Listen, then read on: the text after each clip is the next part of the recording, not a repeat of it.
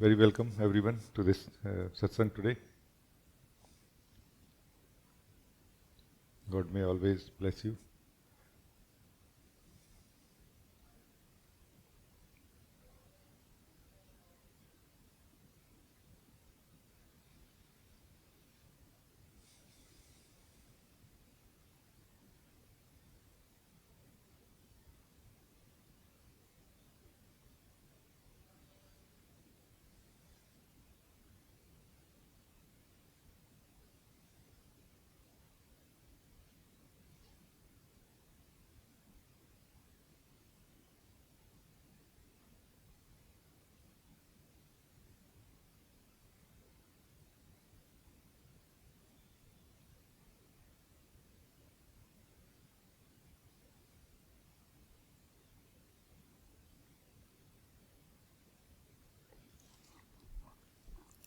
I feel that life is not just about sitting and doing nothing, and it is also not about keep running and never sitting. No. It is a it is about a balance between just sitting and doing nothing and continuously moving and doing something. No. It's about a balance between the two, because one of our aspect in the human form as a human being, one of our aspect need to grow, want to express, want to be expressed. No, need to be expressed. Another aspect of ourself need to be recognized, need to be lived, and we need to settle in it. And for these two, running or doing or moving, and just sitting and not doing anything also. And the balance of two can be something so amazing that we will not have to so much divide our life into, I'm just going to dedicate my life, let's say, for just sitting and doing nothing, or I'm just going to keep doing things and will never get time to just sit and meditate. No, like it can be balanced in such a beautiful way that it can serve both the purpose. Because actually both can complement each other so very well. Like they can support each other so very well.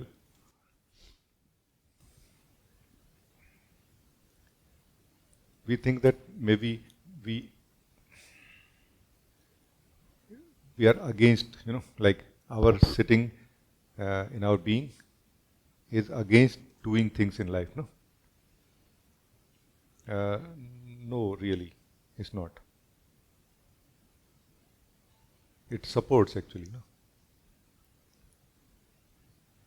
like the more uh, deeply we are able to sit in our being without doing anything, even for a few minutes, like 1 minute, 2 minutes, we get that kind of centeredness, let's say for rest of the day, where we can do things much more from that centeredness, much more balanced in a balanced way. No, we can do things in life in a much more balanced way. Like we are able to sense already that where I want to go. We are not able to maybe think well, like we cannot think ahead about everything, but we can sense and feel a little bit. So the sense of direction is always better. We are able to avoid the directions which are not for us, no, or not serving any purpose. Like our wisdom is much more holistically functioning here from this stable ground of our being. No?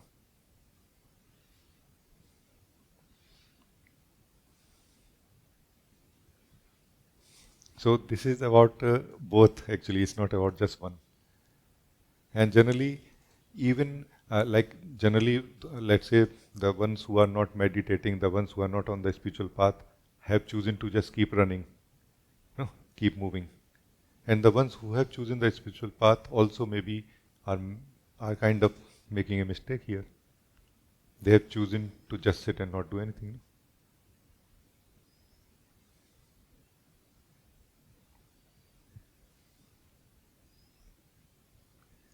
Like our physical body, for example, will start becoming weak, and even up to some degree it can become sick if we keep sitting on some chair, on some bed or some place and don't move our body so much. No, do you see?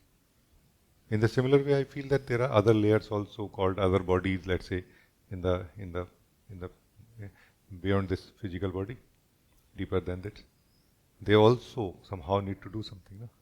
Otherwise, they will become stuck up to some degree, weak or sad, weak or sick. No, like a sadness basically is a form of sickness or weakness of the level where it is felt. No, like a absence of a balance, like a imbalance, like a disharmony is present here. No, disharmony means what? Like the in and out is not balanced. In means eating something, out means like dissipating what is not needed inside anymore. Like you have absorbed the content, absorbed what need to be absorbed from what you have taken in. We don't take in only the food, physical food. No? We take in the thoughts also, and we need to digest them also. No? If we keep eating and not digesting thoughts, then digesting our thoughts well is what results in stable understanding. Just keeping them inside causes, indigestion, and that indigestion might be felt like confusion. Sometimes even kind of a anxiousness, like a sense of fear or something like this also. Same about emotional level also or not. So just feel like beginning like this today. If anybody want to talk to me, you can talk. Mila, you want to say something?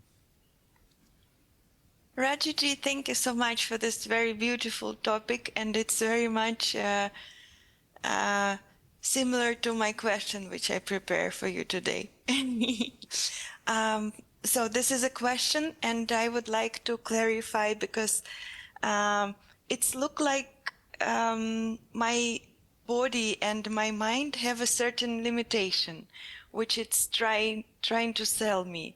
What I mean is that, for example, there is a task and I don't understand anything about this task, and my mind is trying to sell me that you will not be able to do this because you don't understand anything.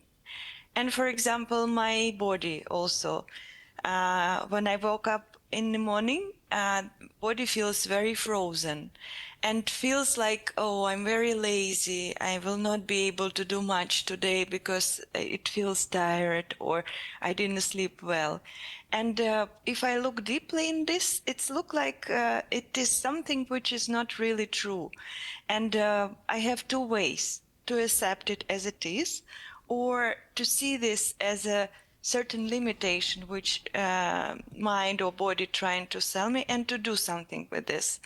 And I checked and I realized that I'm able to do something. For example, when this laziness is here, I can do Pravacchuddhi yoga or more exercise than usual, and then this just disappear. With the mind also, like I can stretch it and no, I will do it.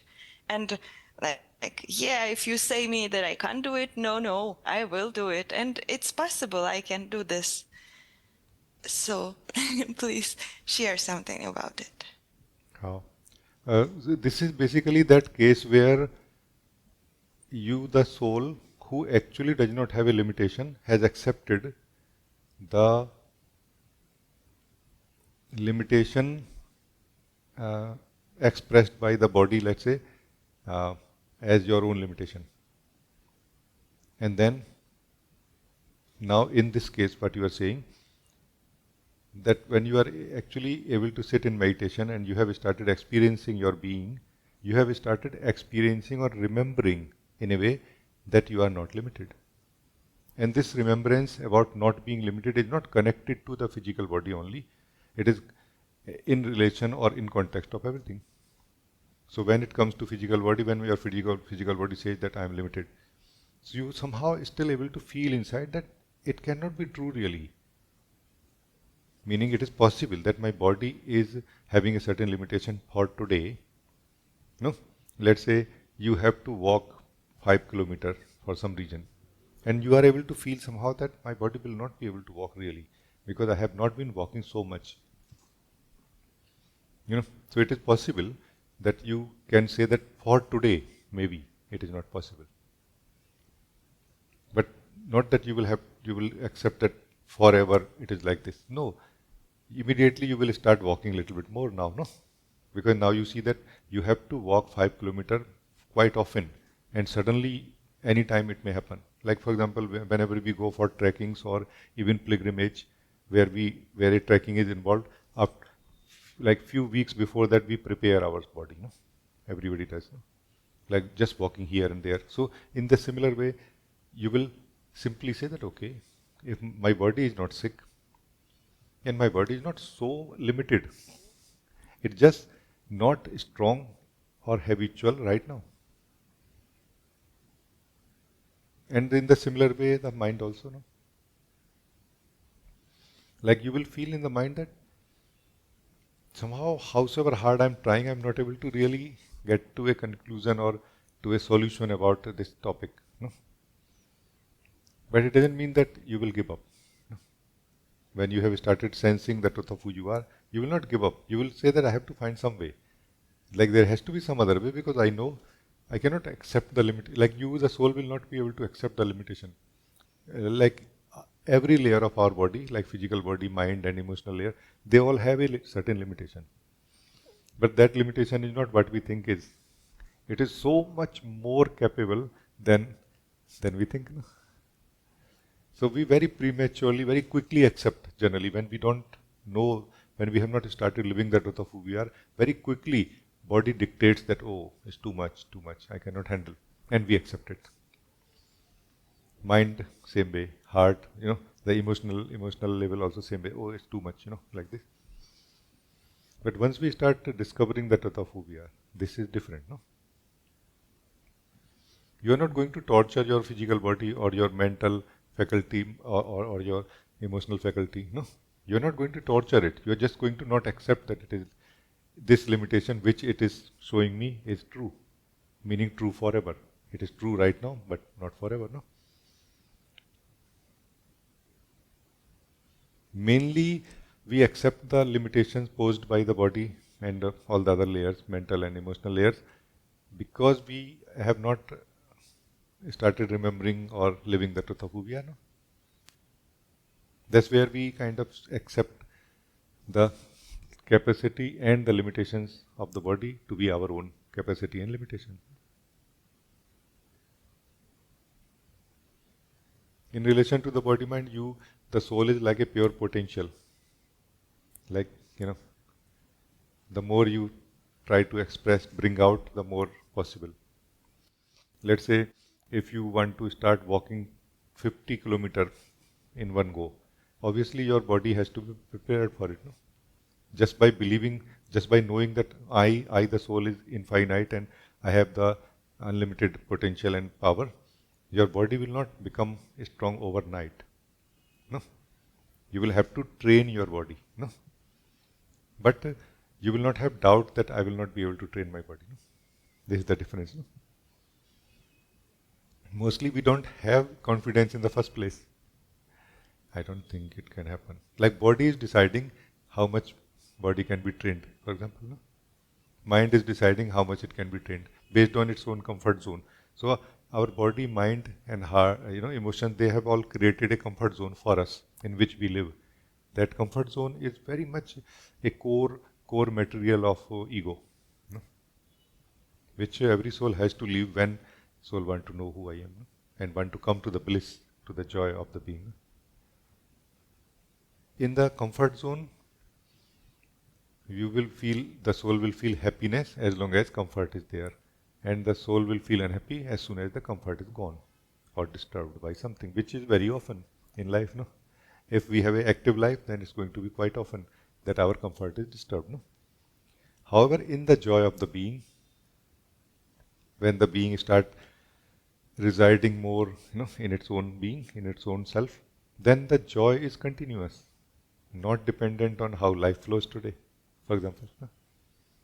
It's a very important thing. Joy is continuous now. However, happiness and happiness will come and go based on the comfort or capacity of the body, mind, and present capacity. Like as soon as you start feeling some discomfort in the physical body, you will know that, okay, I should not do much now. Like you will stop that day that, oh, it's kind of little too much for my body.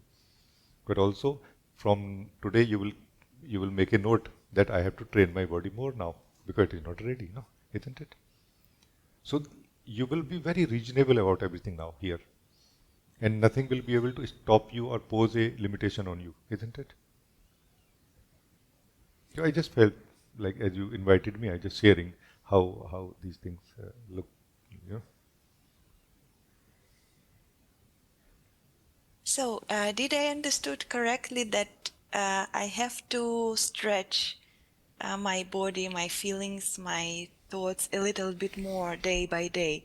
Then all capacity which I truly have, they will come out someday. Correct. See, you the soul does not really need to stretch yourself. As soon as you drop into the being that you are, you means your attention drops into the being that you are and you start living from there, you start stretching yourself. But energies are frozen. Body mind is frozen. Frozen means like living in a very limited way. You know? So for that, you need to stretch your body. Let's say if you want to just walk, then you need to keep walking every day, which is called stretching your body. But if you want to walk also and dance also, then you will have to actually start dancing also a little bit. In a different way, you have to stretch your body also, no? Physical body. Let's say you are able to dance very well, you are able to walk very well, but you are not able to do yoga, for example. Certain postures of yoga you are not able to do. Which means, again, there is a limitation, like there is a frozenness. A certain type of frozenness is still present. So for that, again, you will have to do a certain type of stretching. No? Like the daily activities of life include or involve the movement of the body-mind level, isn't it? But they don't really focus on training the body and mind. They focus on completing the task that is at hand. Like the focus here is on completing the task, not really like let me stretch my body. No? Let's say you are walking and stretching your body on the road, like it is a strange thing. No? You are doing something in the office and stretching your body again and again. Hey, go home and do your exercise first. No, like somebody will say like, you see what I mean?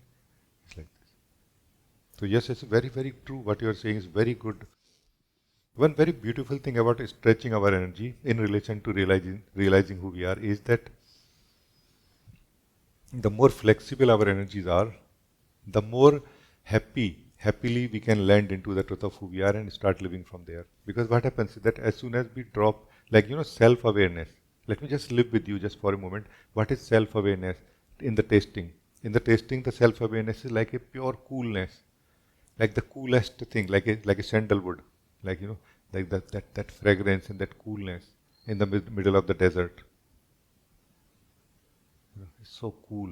It's so still in a way and supremely alive. It's like supremely alive. It's pure stillness and supremely alive. No?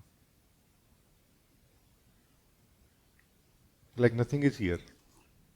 Just the self and its awareness about itself. No?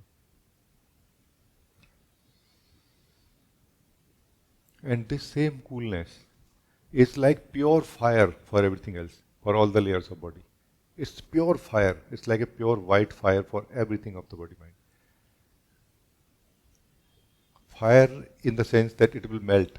So it's going to melt all the frozenness anyway if we start waking up. No? If we don't prepare our energies in the sense of flexibility. Flexibility basically means removing the frozenness.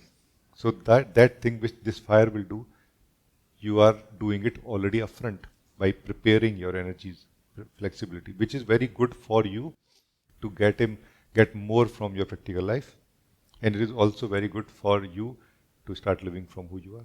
Do you see what I'm? So that's what I meant. That movement in the beginning, the sharing was for this. The movements of life, daily life activities, are not really against meditation, just sitting and doing nothing. They complement each other nicely, very nicely. And here, when we are not suddenly reaching to the truth of who we are, and before that we have not done any preparation. No, here gradually we are preparing both the grounds, like in a more proportion wise, sitting in our being, which burns this fire of your being a little bit, and while making your energies more flexible by doing everything that you want to do, you know you can. And it is very nicely channelizing that fire And that also further melting the energies and making them more flexible and more in line with the truth of who we are. More connected to the wisdom of the soul, not connected to the wisdom of the ego. No? So do you see this whole thing is like a one package if we just keep doing both the things nicely.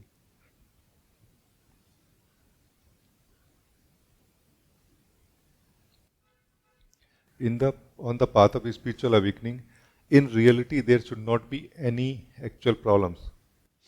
Like those spiritual problems that we face, the imbalances, the disturbances and everything are not really connected to awakening. They are connected to wrong timing, frozenness of energies, or fixation of mind. Mind either is too fixed, energies are too frozen. And they are meeting the fire of the self-awareness now. So now the self-awareness is going to melt the same energies at a much higher degree, higher temperature. Then we could do it ourselves at a much lower temperature, no, nicely. Many things will be burnt now, rather than opening up into a flower. No? Many things can very nicely open up as a flower inside us, many capacities inside us. No? Our own capacity of the body, of the mind, they can open up. You know, from where the creativity comes. What is creativity? Creativity is basically nothing but the fire of the same self that you are, channelized through the energies of body mind in a very controlled manner. Now it will create beauty in life rather than burning anything or hurting you. No? You will feel very contented, like completed, very satisfied, and like you have made yourself a little more complete, as if you see what I mean. So yeah, thank you. Very nice topic. Thank you so much, and it's very beautiful feeling I'm experiencing now, because when I was younger, if I could say like this, I could start any project because it was very simple for me and I was trusting in myself. And for example, now when age more, it feels that no, I will not be able to do this. But after this talk, it's also very clear that this feeling of age, it's also just a feeling, just a limitation which I put into myself, and this feeling came back to me that I'm able to do anything, like everything I want, I'm able to do. There is no limitation, no age, no capacity. No, I'm able to do if I want. Thank you so very much for this. Thank you. Uh, uh, Actually, as you very correctly said, that age really is something, either it is something practical, like a fact, like yes, your body has this certain age right now, and the average in the human life in a particular region or as such globally, at this age, these things are seen happening in human beings, in the male or in the female in this case. No? But that's more something in general. But you are a specific individual, not really a general individual. No? I recently saw one message, like, there was information about a Hollywood star who is 95 year now. He was a star like until 55 or 60 or something, and then after that he has been doing directing movies and all. And he said that I'm feeling so fulfilled that I have done everything that I came to do, and I'm ready to let go now. He says like people are saying, hold back a little bit, complete 100. He said, no, make no sense. This is how you spend yourself. This is how completing, like spending yourself completely. So even spending ourselves in the practical life is such a beautiful flowering that one can feel that I'm ready to let go now. Because there is nothing more can be added to it. The sweetness is complete now here. The contentment is complete now here. Even in the physical realm. What to say of this, in this direction of knowing who you are. No? And this is where this understanding of knowing who you are, like continuous joy, and knowing who we are. This is where this understanding comes in. That if you can come to continuous joy, you have come to that core which need to be expressed. by expressing which you will feel contentment.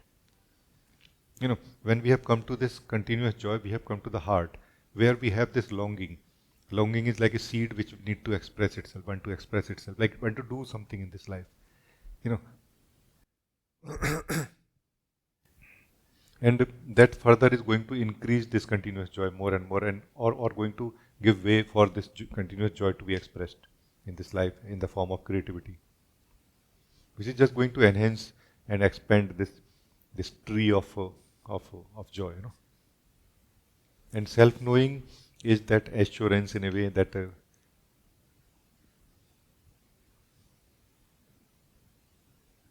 freedom from the fear of death, basically, in relation to living life. So, living life fully and free from fear of death at the same time. Life cannot be better than this, really. And everybody has this potential, and everybody should realize this potential, I feel. That's why, little bit by little bit, keep knowing yourself, and much more keep residing in the heart, where feeling the continuous joy, and from here, living through the stable understandings of the mind and expressing more and more our potential rather than spending energy and time in the distractions created by the life situations and meetings with people. Doing my own thing, you just doing your own thing, this is the way to be successful in this life. You are just doing your own thing from inside. Do you see what I mean? But for that we need to come to that thing. That thing is the longing in the heart, like this. Where the continuous joy is there, by the way, always. There is a sweetness always there. Living from this sweetness, not from anxiety, oh my God, what to do? No. All those things are really only distractions and dividedness. Like we have kind of gone somewhere in the wrong direction, like this. That's why first thing is to come out of mind into the heart. First thing, it's the first thing, not the last thing. No. First thing, like immediately we should do this, that okay, come out of the mind, because mind is just causing all that different kind of limitations and confusions. Because why some people are continuously doing certain things. If you do once something, you will feel happy, because they are not able to feel happy even by doing exactly what they want to do and how they want to do it. Because this is not what they really want to do in the heart, from the heart. It is just they have learned from outside that this is how things happen. Like the wrong interpretations of the longing of the heart in the mind is causing so much wastage of time and energy and life. And this has to be resolved somehow in a nice way, which is what I'm calling stable understanding. Our understanding should be more connected to the continuous joy. Like not joy in future, but joy in the present. Continuous joy is joy in the present, not joy in future. So thank you. It's very nice. Thank you.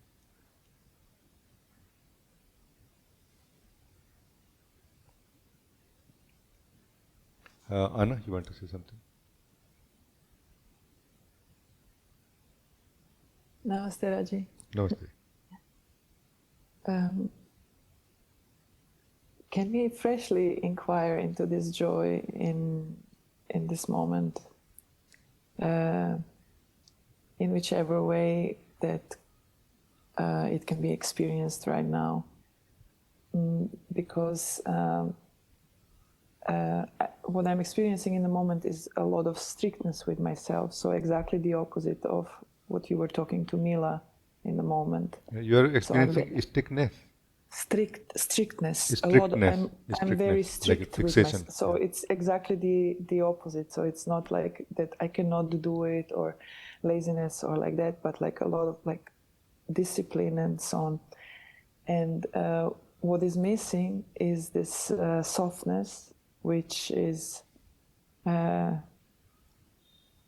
like the strength, which is not the strength of, and if we can inquire into that, because this is, I think, also what is hiding the the joy in an everyday life. Although there is totality and there is a lot of sitting and everything is there, but this fresh experience of softness and joy is somehow missing.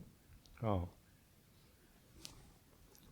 The joy does not come from the body. You know, the wisdom of the being can train the body, can have that kind of fixation that when my energy flows, when my joy of my heart flows through my body mind, it should flow in this way and not that way. Like it should not that I should go crazy and do whatever I do. No, I should be still sober and nicely expressing myself as a human while allowing my joy to be expressed through my body mind into my life. So this is what is fixation. Not a good thing, not a bad thing. It's exactly what it is. It is serving a certain purpose, no? Training is not a bad thing. Neither it is what can create joy. It is just you have rearranged your channels through which you are going to, and that too with your own agreement that yes, this channel, this pipe going out of my system will throw water at my neighbor's AC or window, and that's kind of going to invite me struggle, and I don't want to do this, no. But joy has to be, in one sense, created in the system. Where is joy?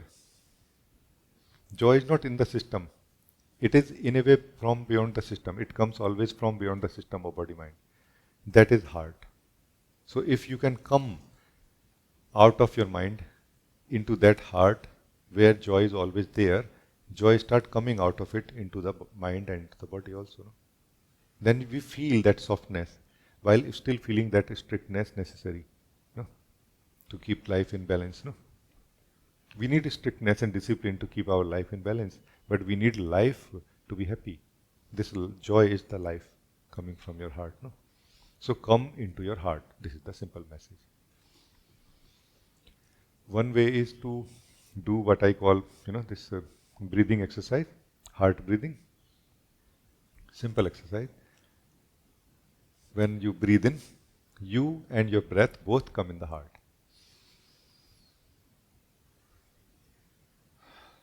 When breath goes out, let the breath go out. You don't go out. You just remain here. Every breath coming in, you and breath come in the heart. When the breath is going out, let the breath go out. You don't go out of the heart.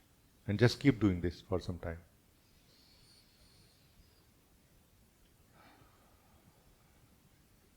So you came riding on the breath which was coming in. Then you just remain in the heart. Don't continue riding on the outgoing breath now. Unhook yourself from the breath and just remain where your breath has brought you into the heart. Now the breath will go out empty without you. But whenever breath is coming in, always tag along. Now come with the breath again in the heart.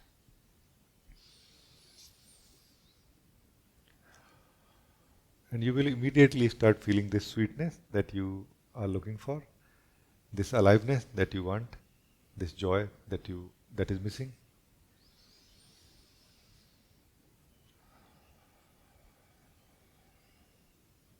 It's not about thinking where is joy.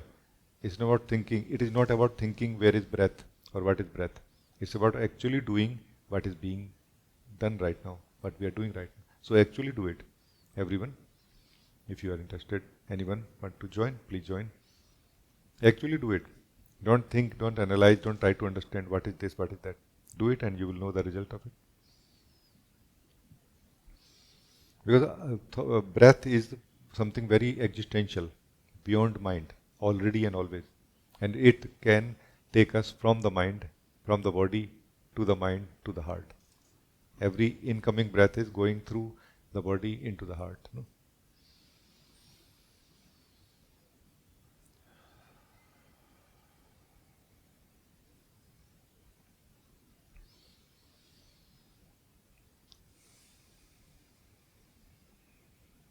Just for reference and for remembrance, you can keep your hand on your chest to feel that, okay, this is where I am coming. Otherwise, mind can create something called heart also, imaginary. No? We don't want that imaginary heart. We don't want to go there. We want to remain here. This is only a reference, but it is a reference beyond mind. So we are going beyond mind through the breath. Incoming breath. You and the breath come into the heart.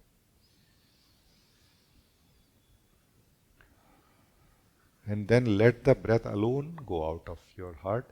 You don't go out of your heart. When now breath coming in again, you come in with the breath again into the heart.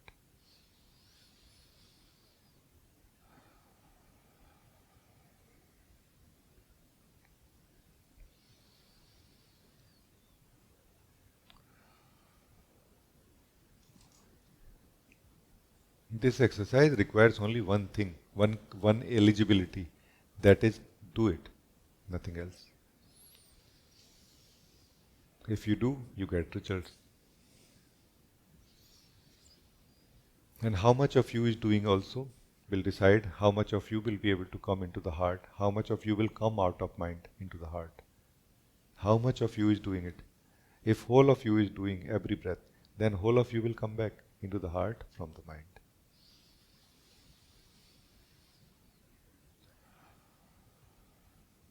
In the heart, there is a single vibration which is more joyful, harmonious. In the mind field and even in the body right now, there are many different kind of vibrations, like a mix of so many things. Let's try to sense this one vibration in the heart. This is that joyfulness which is always present here.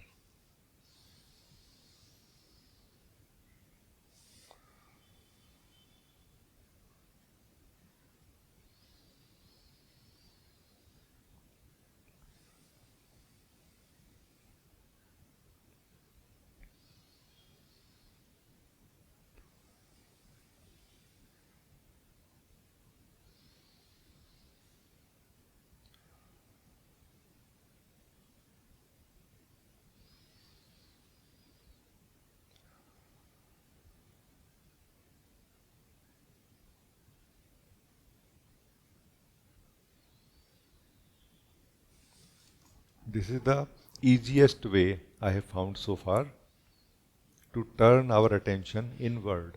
No, this is the easiest way I have found so far to turn our attention inward. And once our attention turns inward, we experience joy. Because inward basically is what is mind, what is heart beyond mind. Inward means turning towards the heart. While we were looking at the mind continuously, hypnotized and identified with it, we break that hypnosis, that identification, and turn towards the heart, in which we are tasting this joy. This joy is not really coming from something other than ourselves. It is our own taste of being. So it's a very good exercise. It's a win-win situation that we are going to feel this aliveness, this joy, which we need. We need this. This is like pure life for body-mind. We need this aliveness for body-mind to feel happy, to do, to feel inspired to do things in life. And at the same time, we are actually coming in touch with who we are. And sooner or later, we are going to start coming to the realization of who we are, knowing who we are, the other part that I share. No? And that other part goes through the joy. It is not bypassing the joy and reaching somewhere, jumping directly. That jumping is happening in the mind only. In the real experience of the self, in the real self-knowing, we go through the joy. Or joy unlocks as soon as we start knowing who we are. No? Because knowing who we are is living who we are. But more this time directly and purely, without caring about the continuously present experience of joy. And then slowly you will become aware that, hey, there is a continuous joy present in my heart. Or you can do the opposite. First come to the continuous joy from the mind, and then slowly slide into your being beyond it, no? Into the truth of who we are beyond it, no? Which is a much more stable way of self-realization.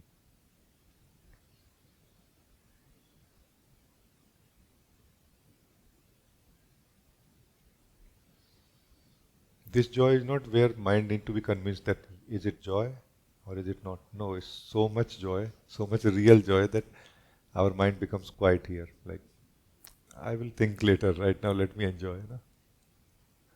It's a real joy. The only condition is that you need to do the exercise. If you keep thinking and not do the exercise, obviously it will not work for you and you will not be able to get out of mind. And when we do together, I'm sure it has a certain support here. It helps more and it becomes easier, no? Like this.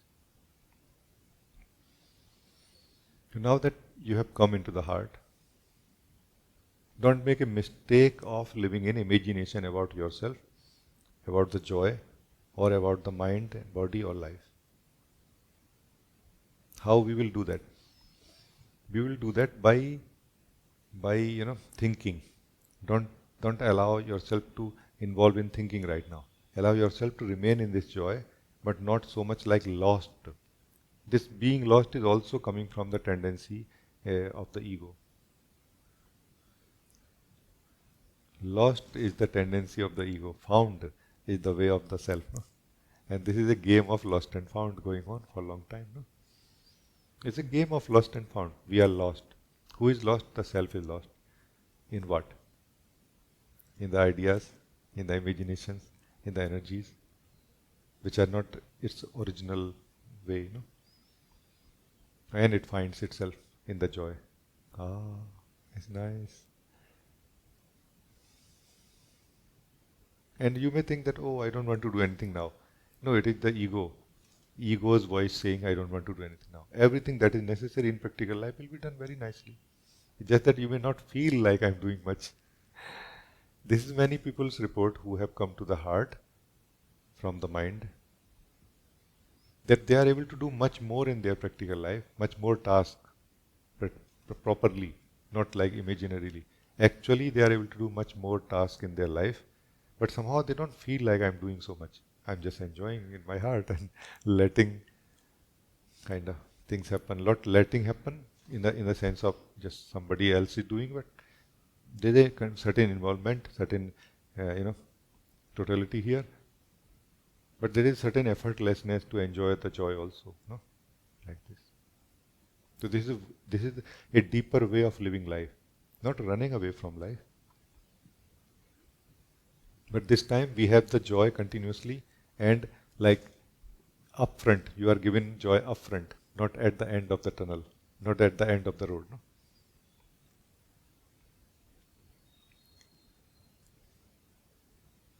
Happiness. I read this somewhere in my childhood that happiness is not found at the end of the road, but it is along the road. No. So this is that road here. It is totally fine to have set certain goal in our life. Like through our longing, we will set a certain goal in our life. But it makes no sense to give up joy for it. I mean, if that is higher joy than the joy that we feel in our heart, then still we are choosing joy or not. So there is no place really for not having joy in our life. That is only when we have got caught up in strange kind of thoughts and feelings and just rotating in the ego, no? Like this. So thank you. I hope that it has helped you in some way. If not, tell me. Then we try some other method. It is so beautiful. And as you know, I love the heart exercise and I do it, but you read everything that was coming in the mind, which was from here I don't want to do anything. And that is exactly where the trick was coming from, because it felt like I'm not doing anything and not just too easy, but I'm not doing anything, like I'm not deserving anything. It still feels like it cannot be that things come my way so easy, and there is so much gratitude, but somehow it doesn't feel like that is enough for for not feeling that I'm in stress and doing and yeah. That is fine. That is fine. Yes, yes. If you live more this joy, that memory of stress and disturbances and imprisonment will wash away, will fade away. How would you like to wash your memory of sufferings? Using the water of joy or using the fire of self-awareness? These are the only two options for removing the memory of suffering. There is no third option really. Every other option is from within the memory, and it just creates another memory, new, fresher memory of suffering in the name of, like when somebody says to you, don't stress yourself, relax. Now you're going to stress so much more than you were stressed before. Like you say, why you reminded me? I already was kind of about to relax, almost forgotten that I'm stressed or I do stress in situation, and you just reminded me, like somebody, you see what I mean? I don't mean that working in the memory from within the memory is a bad thing. It has its own play and its meaning, its a purpose, no? But this is a fundamental work here, no? Self-knowing is a fundamental work, no? So you can choose the fire of self-knowing or the joy of your heart can be used for removing the memory of suffering.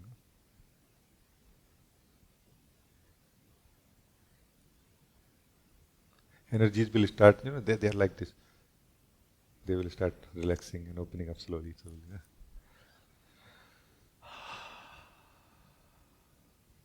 You were using breathing to come in the heart, no?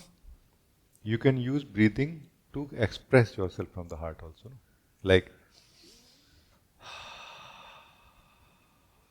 Like when the breathing is going out, let your fragrance and the light beauty of your joy come out of it also through the breathing.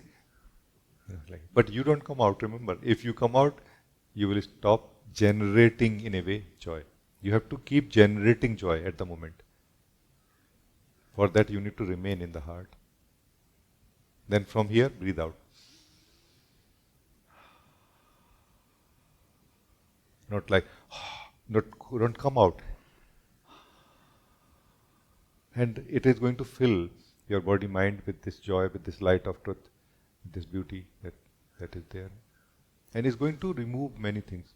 Memory is going to remove the memory of suffering, limitation, confusions. That, oh, I get trapped. Memory of these getting trapped will be removed slowly.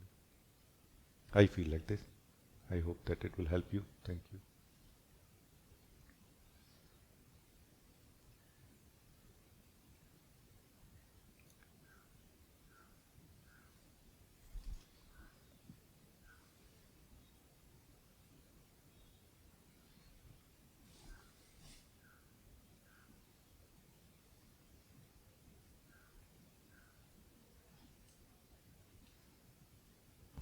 Hello, Rajee. I would like to share one practical side effect of continuous joy I feel is that earlier, without this continuous joy, I wanted joy from outside, from people, from experiences, from anything, from outside, to fill myself with joy. And now that it's the other way around, that I have the joy, and also I have that joy which doesn't fade, because the other joy I filled myself, it was always fading after some time. And now I have this continuous treasure, and therefore I feel life became much more realistic. Like I don't have the expectation that I get joy or anything from something or somebody, which were very high expectations sometimes. And so it becomes much more realistic and much more relaxed to see what can I really get and what do I really need, because this joy I don't need. And also I feel in this regard, this one-way street, which was from outside to inside, the joy flowing, now, because I'm not anymore bringing it from outside inside, the joy can flow from inside to outside. And then everything is, people and challenges are the same, but the outlook, I feel, and the experience of it is very different. If you want to say anything about it, I would be very happy. Actually, this joy is that strength that we are looking for in a way in our life when we are feeling weak because of many confusions in the mind, feeling weak because of the challenges in the practical life also. This is that strength that we are looking for. It is pure life basically. This joy is pure life, pure aliveness. Can be utilized anywhere and everywhere. But if we spend this, like if we give this to the ego state is like a pot which has many holes. All of this will just drain out of it, and it will not serve almost any purpose. And many people do like this. They come to satsang, they experience the joy, and then they just give it to the ego, and then that just drains out of system. It feels like this, that they are getting somewhere, but they never get anywhere almost. You should remain here, not come out of here. This is the key. Then you will generate a lot of joy, which will be given to the body-mind, the pot which has holes, but also at the same time it will generate or wake up your wisdom of the soul, that you will be able to see that why I am doing things in this kind of strange way of dividedness, why I am not stably doing things. I am doing and undoing and doing and undoing continuously. Like you will start waking up in a way, in a very gentle and beautiful way, not like, oh, like this, but more gently opening up. Oh, yeah, something is kind of strange about it. One thing I noticed about when you were saying that living, like depending on others, like for joy, I noticed that as a person we are doing two things in that relation. One, that we are depending on other for their joy. Like when somebody is joyful, we are dragging along with them a little bit so that we can live their joy and it can fill our heart a little bit. Another version is more mature version where we are depending on other to create a little bit joy inside us. Like we know that joy is created inside me, but dependent on other. And there is a third version which I heard from Osho. I feel that two happy people can be so much more happy together. But two independently happy people. You see what I mean? Like they are not dependent on any one of us, and they are not dependent on others for joy.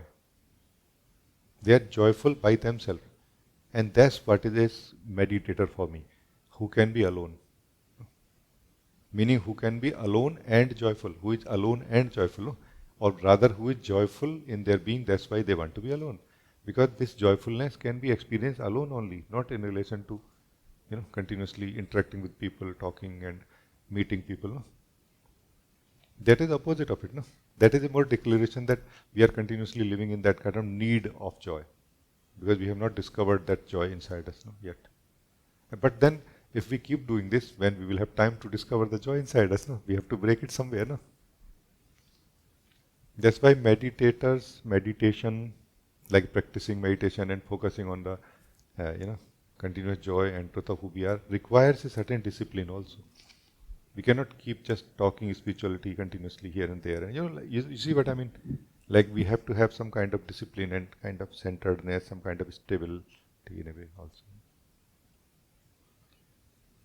But it's very good what you are saying. And also, Rajee, what you were saying at the end about the energy which gets free when I'm not chasing joy and happiness outside, and also doing and undoing things and everything, and thinking about why I didn't get joy and whatnot. So there is so much energy, I feel, which becomes free, which can go really inside and Yeah. do much more. Oh, yes, yes.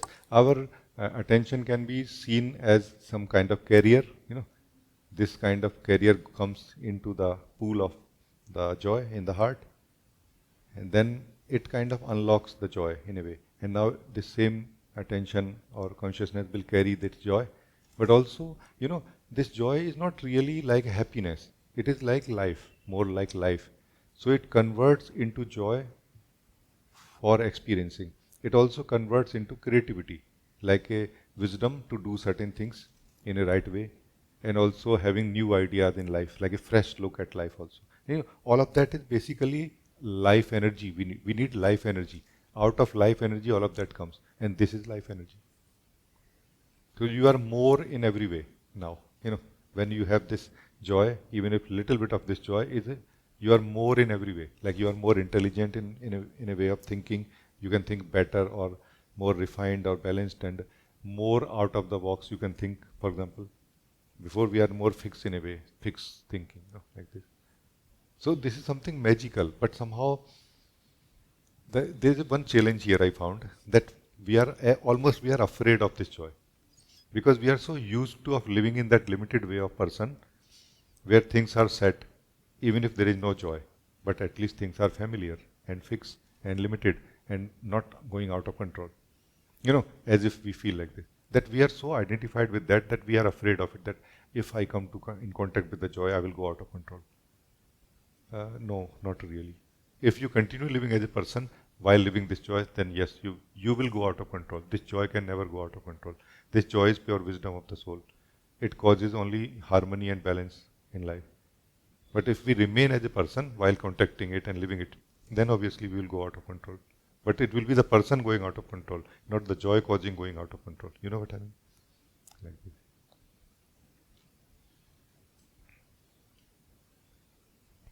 Thank you so much for introducing me to this, to my continuous joy. Thank you so much. Oh, thank you. Very nice.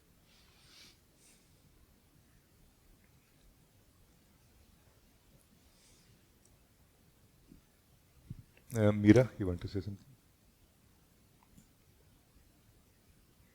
Good morning, beloved. I'm sorry, my voice. I'm having a bit of a cold or something similar. I'm not sure. Can you hear me well? Yeah. Thank you. Yeah, I feel also just to thank you first. Coming together like this for me, it just means so much.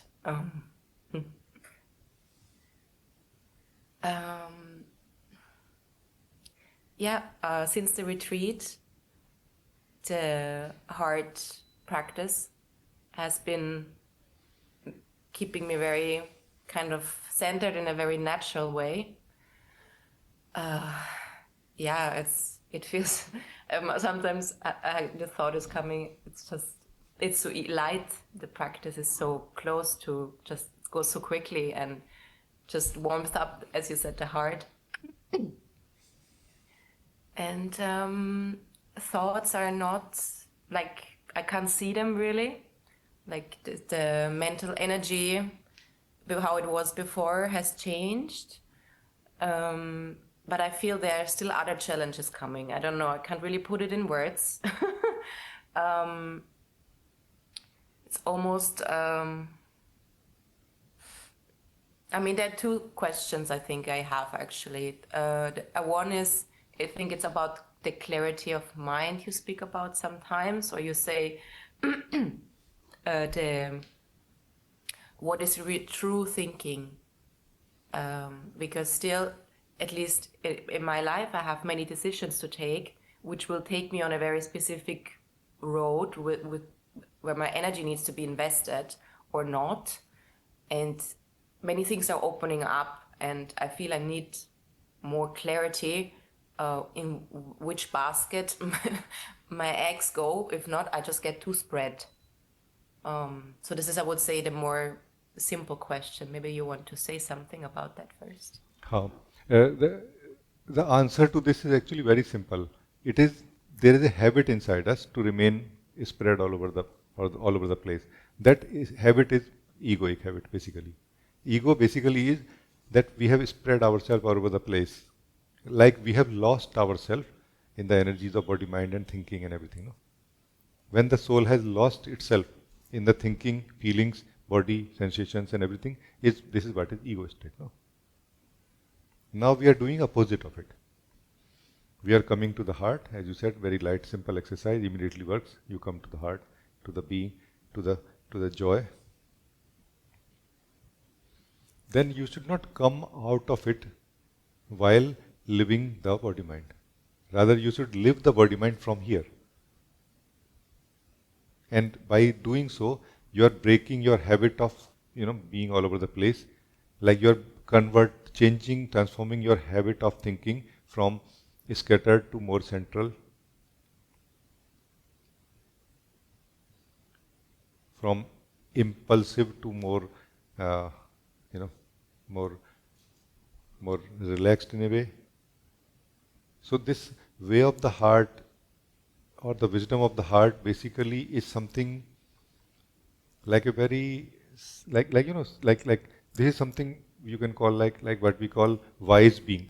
We use the term wise beings. There is a wise being or there is a wisdom in some being, not mind, wisdom. That wisdom is in this heart here. So this wisdom basically knows exactly how much you should move and in which direction, and whether you should hold this thought or not, and for how long, whether you should think about these things or not. Because this heart or the being here is what is the ultimately, what is the beneficiary of everything and who is investing basically. This is the one who pays the bill, and this is the one who basically decides whether I'm happy with this investment of my time or energy or not. When we are scattered in the body mind, we are actually thinking of being someone, like we are thinking I am someone, and that someone is dependent on all the rest of the other thoughts and feelings and scatteredness. So our ego is dependent on being scattered, and if we can choose to not be scattered in the heart, we have actually become free from ego. But for that we will need to remain in the heart also for some time, so that we can transcend that habit of becoming the ego in a way, for some time. For some time we will have to remain here and be active, like do thinking. So generally this is the old habit that still remains in the spiritual beings, that as soon as we come to the heart, we feel okay, joy. I'm not going to think anything now, because as soon as I think, I suffer. As soon as I think in the egoic way, I suffer. No. But that's not how ego will end. Ego will end when you will start thinking in the way of the heart, in the way of the joy, way of the being. Then you will not think in the way of ego. So this has to be replaced somehow. And baby steps can be done, but those baby steps are like like very, very big steps, like crossing one sky at a time, like this. Like live the joy of your being, but don't close down fully. Like your consciousness should not close down fully. No, let there be consciousness of the body. Let there be consciousness of breath also. Like this is the baby step, first step, not out of, but from the heart. Like, so you came in the heart, live in the heart. Now from the heart, live the breath and the body, without going out of the joy. So joyfully living in yourself. Now your consciousness is opening, but this time this is fundamental consciousness. Now this is the consciousness or light of the heart opening towards the body and the breath, not the mind, not the egoic mind, knowing that, okay, I am aware that my breath is there, what to do? No, heart does not feel that what to do. It just rejoices. Like you are enjoying the joy, now you will enjoy the breath also. And now you will feel more joy.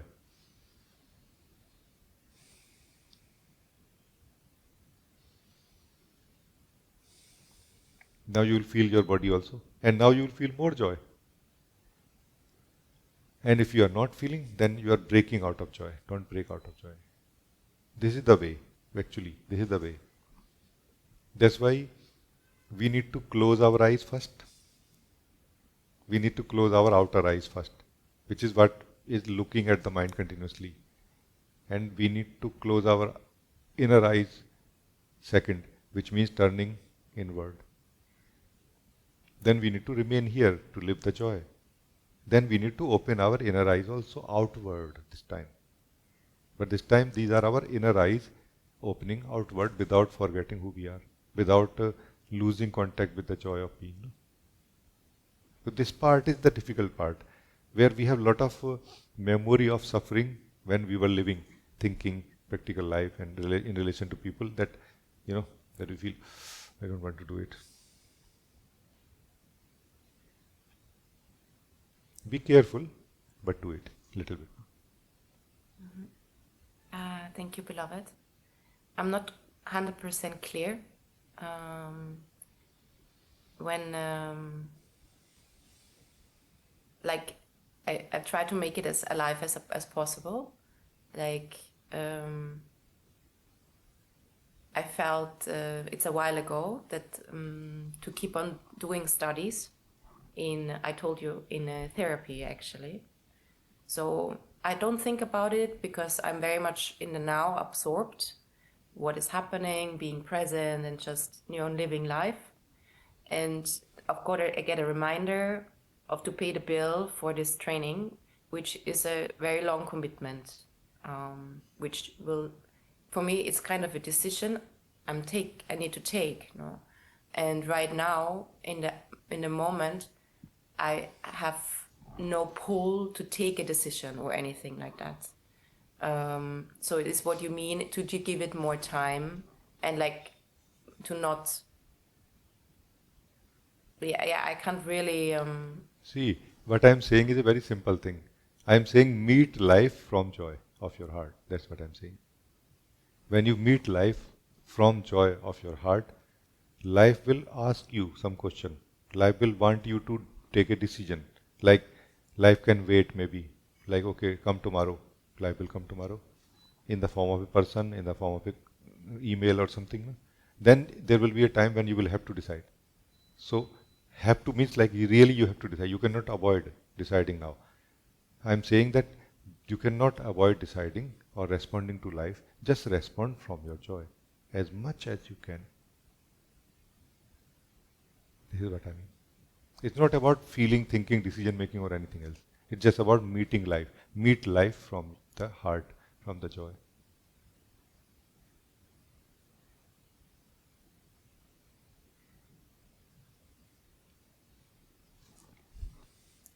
Yes.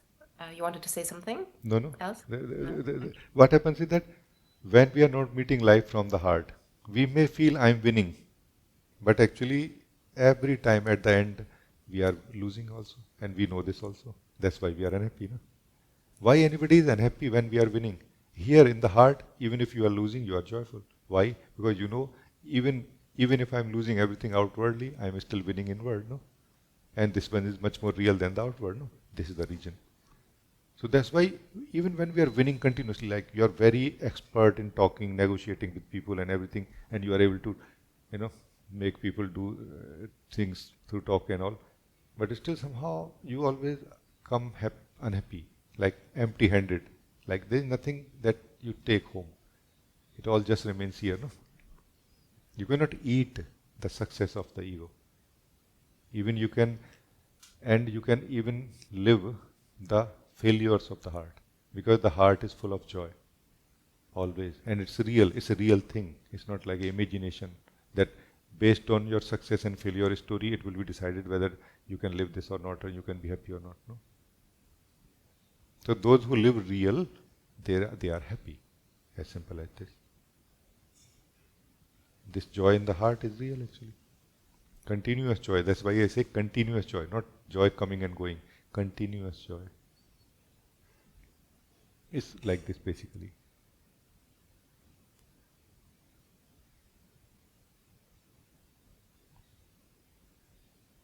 Little bit.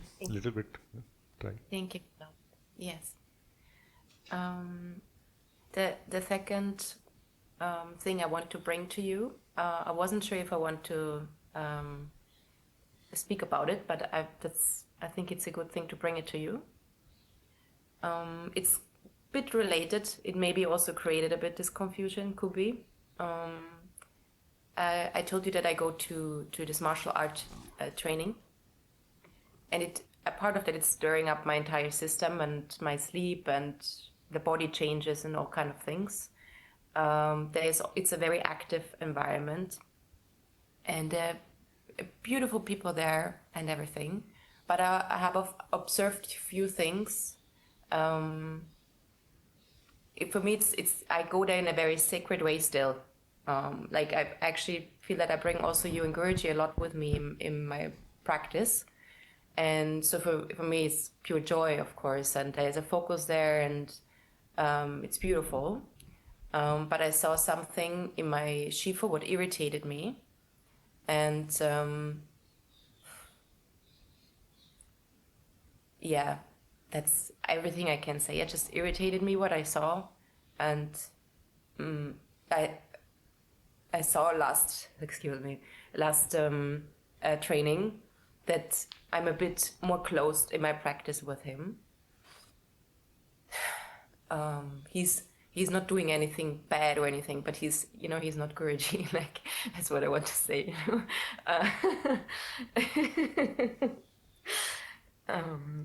Yeah. So I'm just bringing this to you. I'm not trying to make anything or whatever, but for me this is very important, and I feel a clear difference when I can really kind of give myself fully when something is a bit hesitating. Let's try to understand one simple thing. Again, I'm going to repeat something, but from a different way, with different expression or explanation this time. Why it is so important to live in our heart? Because when we don't, then we live in our mind, and we live in an imagination about ourselves and imagination about everybody else also. And we are troubled by our imagination of who we are and our imagination of others also. So they are going against each other and all. However, life is not going against each other from the heart. It is supporting, it is complementing, it is helping. So when you will live from the heart in this example, you will somehow be able to be much more impersonal in that event, and you will be able to actually see that, hey, this energy is not really helping me. Clearly, like you will see clearly, no, it's not helping me. Because only your heart, the joy of your heart, has the true eyes to see things as they are.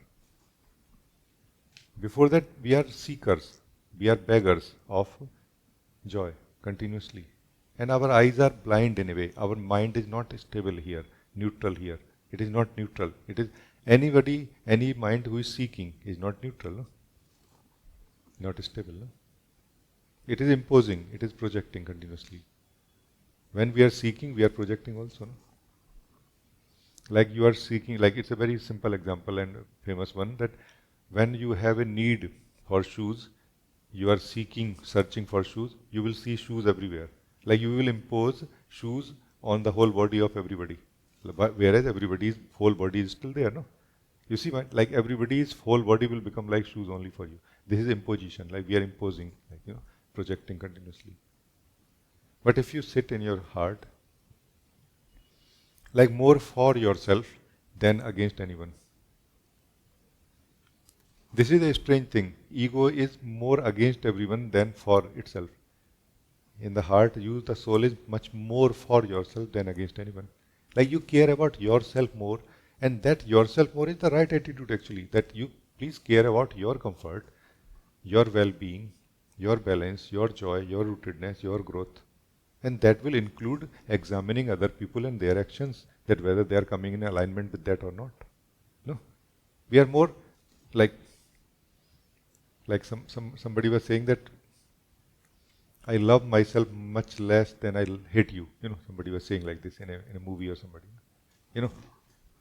Like I love to do this much less than I hate to do this. For example, like this. You see what I mean? Like this is what is very normal for a person to say or see or live like this, but actually it is imprisonment of the soul. Na rag, na dvesh. Rag means attachment, like overly, I want to do this. Dvesh means running away from, I don't want to do this. Na rag, na dvesh, in the middle. In the middle. This is heart, in the middle.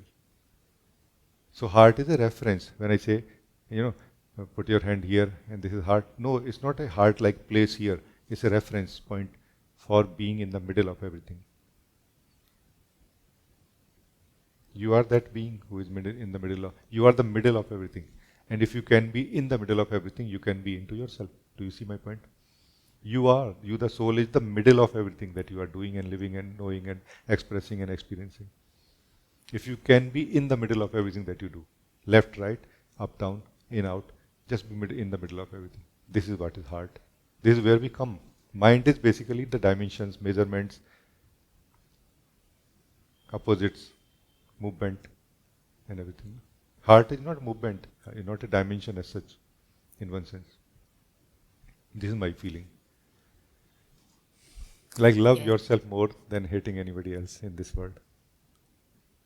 And you will be so happy. You may still not like certain people or certain things, it's okay. But that's not going to disturb your joy. Loving yourself basically means living in this joy. No?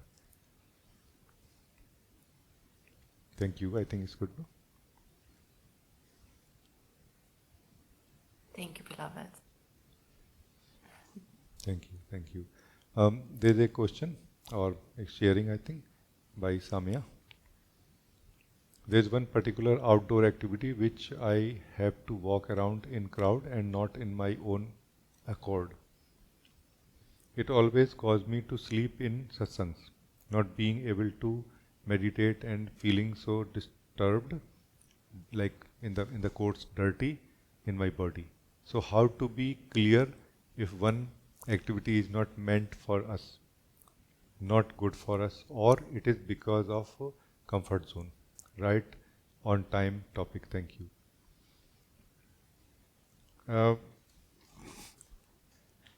Again, the answer really is very simple and has been given just now, that focus on yourself more. Like focus on the purity of your being more than the dirt of the ego. And the purity, focusing on the purity of your being will actually become your wisdom also very soon, to know that whether this dirt is I should stay away from, or this dirt is fine. Like, because there are a lot of dirt, or you can say situations of life, which life uses to remove our dirt also, actually. Like you go in a noisy environment and you may actually come much more empty of your own noise after that, if you keep your focus on who you are. So even the life flow is working so much in service to the core longing or the desire that we have. Just being clear about it is the way, is the key, here. So if you are not, let's say, against anybody, the crowd, you are just much more you are much more absorbed in being in favor of yourself more, rooted in yourself more, caring about yourself more. Somehow this will regulate in a way, or will become a wisdom in you, that how much is okay, Because there are times when too much crowd is kind of not okay. So, when you are talking about dirt, I accept that there is certain dirt or dust in the energies which need to be cleaned. And the dirt or dust of other people's energies may cause a stirring up of your dust. Not that it can really be filled into your energy so easily. It's not so easily possible that we can pick up other people's dust. We cannot so easily. We have our own protection system of body-mind. It may get stirred up. And how much stirred up is okay and not okay, that you can decide. But that's not the point. The point is that you should come to the purity of your being as soon as you can, beyond the energies which can be made dirty or clean. No? So this heart that I'm talking about is that pure space of being which never has got dirty, which has never become dirty. And once you start living the real purity, you will kind of come to a appropriateness about how much dust is okay. Because we should also not be so much like, like some people are cleaning everything so much, like removing the dust off everything so much that whole day they are doing the same thing. No, you should not be like this also. And there are some other people who are just rolling on the sand and on the dust nicely in their house, and they damn care about it. That also something in between, to your liking, to your wisdom, to your connected to your soul, will come emerge out of you. So life basically may sound very strange thing, that this whole life is serving not really one purpose. It is serving the very core intention which we are carrying in our heart. If we become clear about it, that I want to live in the truth of who I am, our life is going to serve that purpose now. Like what need to be done, removed from us, life will try to, invite us in that kind of environment. And so this is my response to this. Thank you, Samya.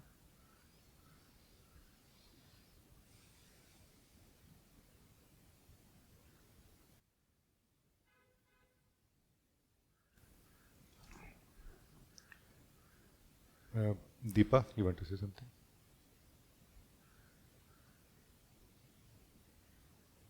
Namaste, Rajee. Namaste. So last night I thought I'll ask you a question. Where do we start clinging to a thought or to pain? And I got my answer in the morning itself.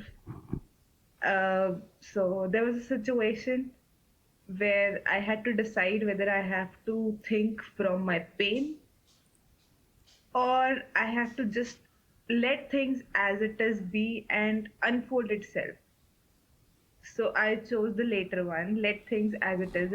And to my surprise, it was me who was causing pain. The pain was never there to start with, because I was earlier, just from the perspective, from the partial perspective of my thinking, of my judgment, clinging to a situation, okay, this is happening, rather than understanding the whole scenario itself, that it is all normal, nothing is there. So that changed everything. And I realized that if you don't question, you will not get the answers. So question within, you'll get the answers if you can look. Like before sleeping, I just had this thought, and in the morning itself, I got the answer. Yeah. How nice. It was so surreal, and just wanted to share this, that I guess life is not that, complicated, but we make it complicated in our head. And deep inside, everybody wants to be understood, heard, loved in a way, and everybody is acting from their pain. It is not something that you have to take it personal. Just need to understand, and things change. Very true, very beautiful what you are saying. It's a very beautiful insight and clarity here. This is the most difficult part of awakening, by the way. To accept that things are happening as they must happen.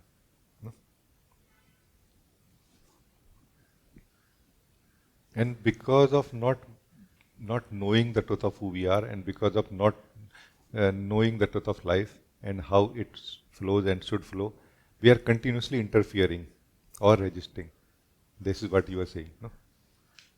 That it was me. Like there was a very beautiful story we heard from Osho, that there was a man who used to love garden, like his kitchen garden, like backyard garden, and used to love different kind of plants and flowers.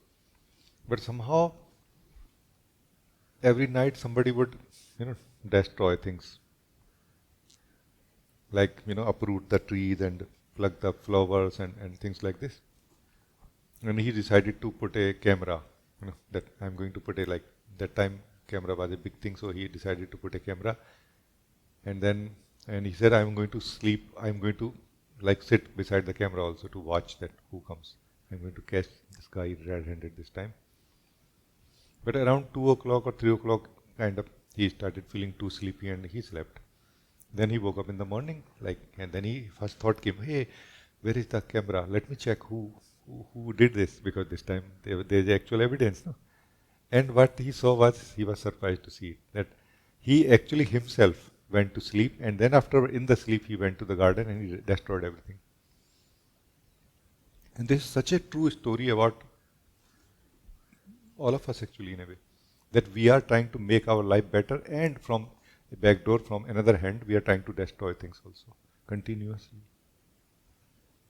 And this is being handled in a way like, this is being dealt with through therapies also and other. But here we are trying to do the same thing in a more fundamental way.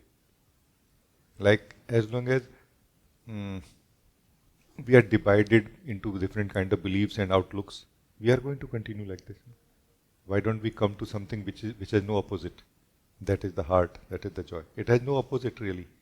It has no opposite inside our mind, thoughts, feelings, or anywhere. That okay, this is the opposite of my joy. If there is the opposite of joy inside us, this is not the joy I am talking about. And this which has no opposite also has a wisdom to look at life. What is best to do right now? What is the best to do next time?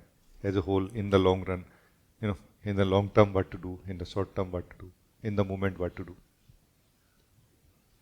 Like this. And one basic thing, when we are troubled and continuously rotating in the head and trying to solve things or trying to be happy, we don't realize that if you are happy, would you mind things to be in a certain way in life? Actually, you will not. And we are not able to believe that I can be happy without things coming in alignment to my likings and preferences. No? And we also don't notice that even when things become as I want them to be, still I don't feel that happiness. Still I feel like, yeah, it's okay. No, we don't need to know that, okay, there is a joy in my heart. We need to actually dip into it. We need to actually live it. If we just know, oh yeah, there is joy in my heart and which has no opposite and everything is fine, still problems will not solve, no? They will continue. No? So our problems are not connected to how life is. They are connected to how we are, the state in which we are living and the state from where we are living life. It's about that. There are facts. There are people, different type of people, different type of states. Less awake, more awake, like less egoic, more egoic. All of that is there for sure. It's not this is not an imagination. But living it from our imagination is not a good idea. This is the point. Let us live other people's ego from our non-egoic state of being. No? That's the point. Because otherwise we are just fueling the whole confusion, like making it much more confused and complicated. That's where it becomes complicated.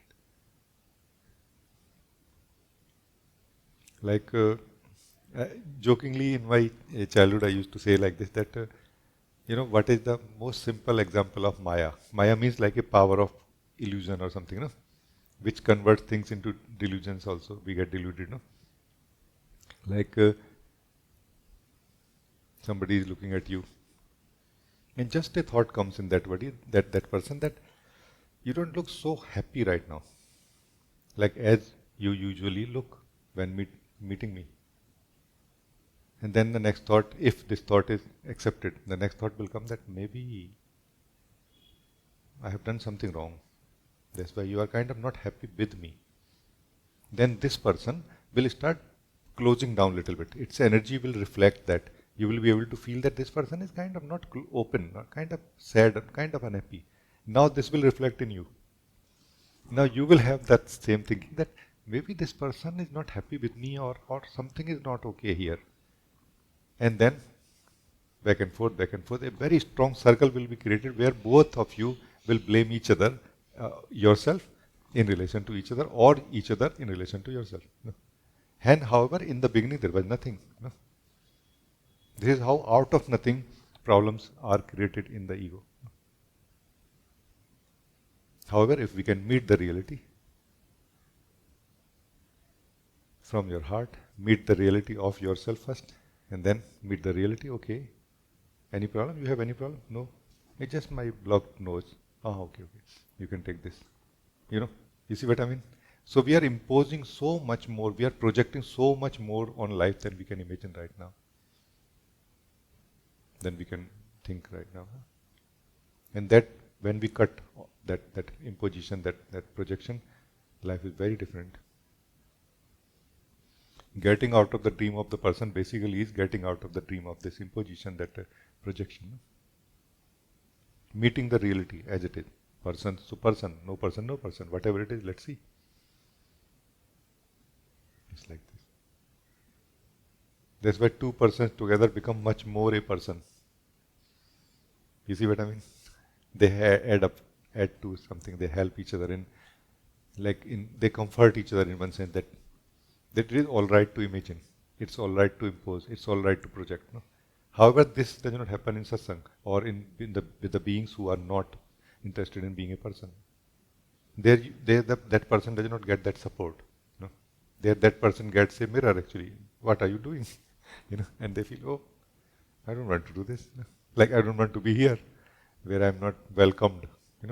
Welcomed means what? Welcomed to be a person. Welcomed to sleep. No? Thank you. I think it's good. Thank you. I have another saying. So, we were talking about fear.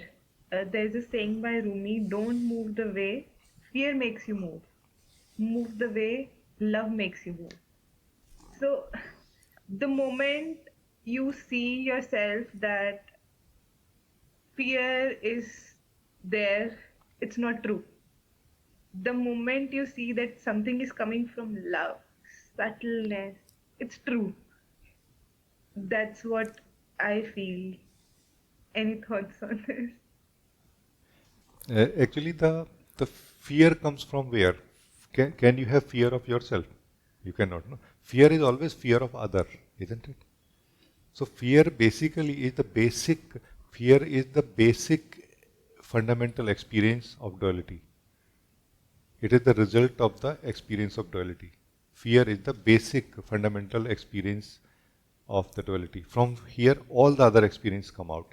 That's why any and every experience that we have in the dualistic way carries fear always. Like there is always a fear. Enjoying some ice cream, but there is some kind of fear inside. It may go wrong, this may wrong happen, because the base experience that is being produced in the being is fear. What is love? Love is, after experiencing fear, now realizing who I am, and also realizing that I am not really so separate from the rest. Rest means rest of life, rest of being. And then experiencing that unity is where love begins in a way. And that unity is experienced when our eyes are closed inward. And then slowly, when we open our eyes, that love is experienced outward also, in the form of others also. So, love basically is an experience, non-dual experience.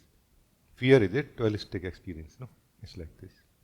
They are exactly opposite of each other in a way.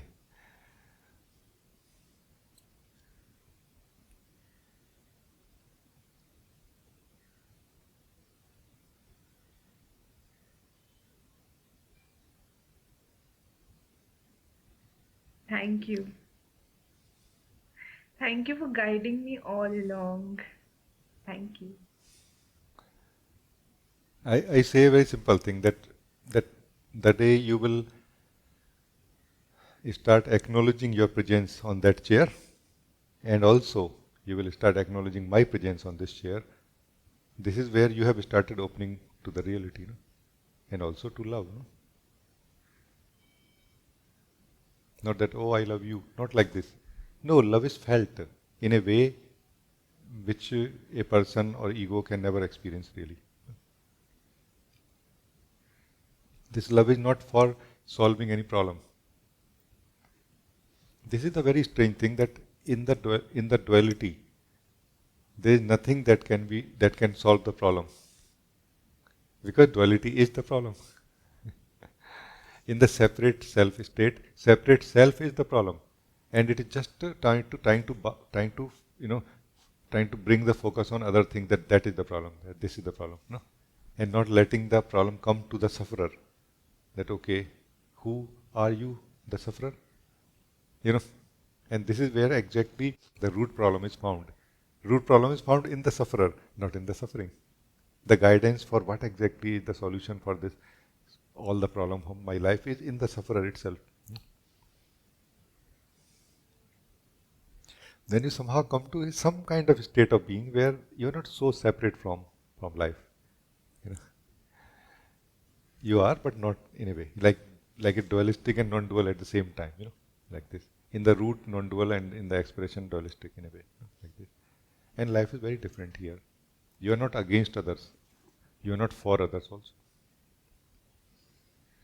You are just for yourself, but not against anyone. This is the way of existence, for yourself and not against anyone. This is the way of existence. Out of this, love comes and harmony comes. Like this. Thank you. I think it's very nice. Thank you. It's very, very good. Gratitude. Self. Thank you. Very, very nice. God bless you.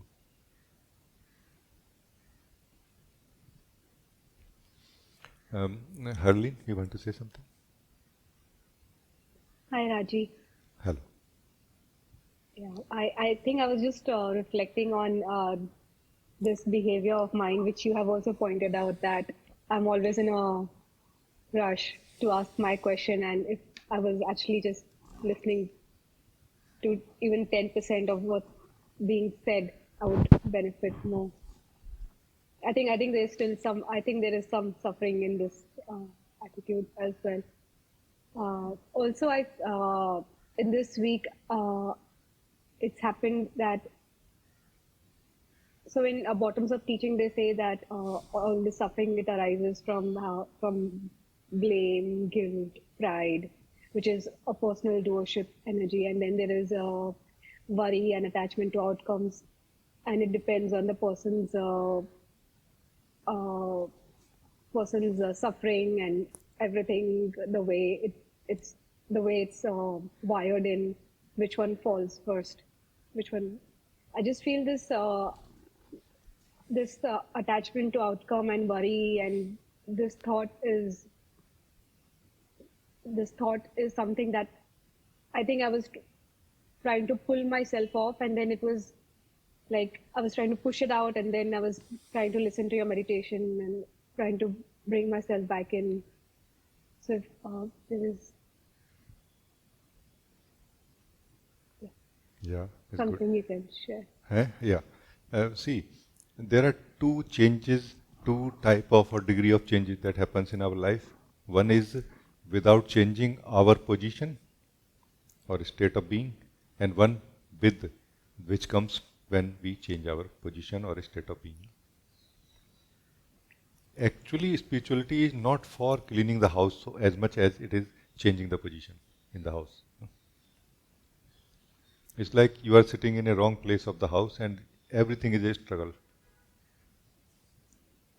And you just place yourself in the right place of your house and everything becomes easier. Like everything is kind of has an equal distance from you. So whenever you want, you go 2 steps forward and then do the job and 2 steps backward. And it takes much less effort for you to do anything in life now. Like this.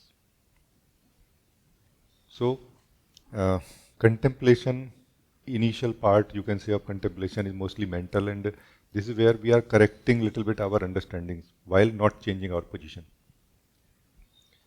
Like we are more making ourselves concentrated, not concentrated, crystallized, while the position is not changed.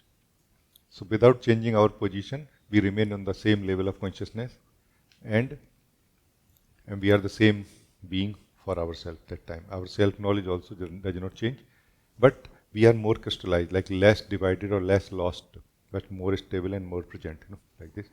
This is what is stable understanding in a way that happens through initial contemplations, listening in satsang, discussing in satsang also, which basically does not really do much to the framework, to the wiring. It somehow wakes up the one who is living in it, little bit, just a little bit. And this one now has a possibility of either changing the wiring, which is going to be a long-term project actually. No. Because changing the wiring basically is not really just about changing the wiring. You change the wiring and there is something deeper than you which changes them back. No? And that's how it becomes like a forever process.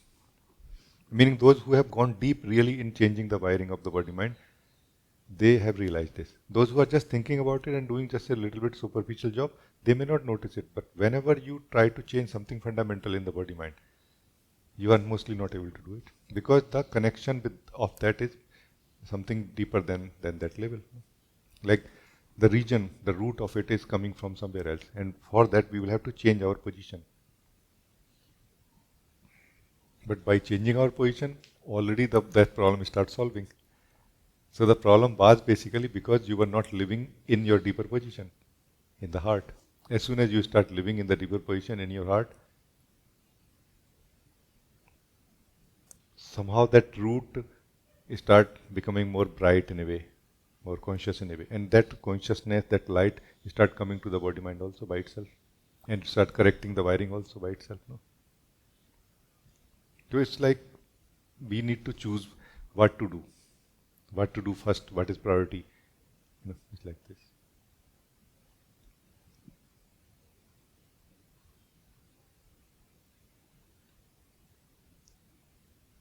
I have done everything actually in this way. In this example, I have done both versions actually. I have done the rewiring, trying to do rewiring, not through the therapies, but through the spiritual practices, meditations and all type of meditation and everything. And it was done up to some degree, and then I realized that it's not bringing fundamental change. Like things kind of keep coming back in a way to that old way in some way. Like there's no end to it.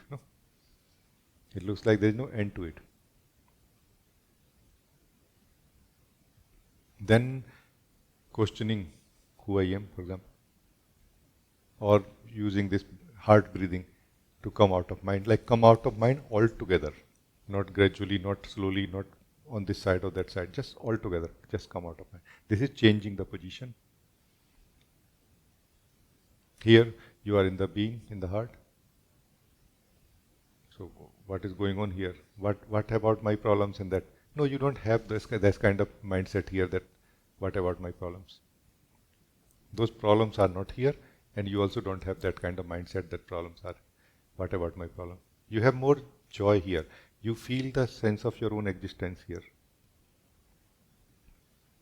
And you are actually very happy. So happy that you don't want to come out of it.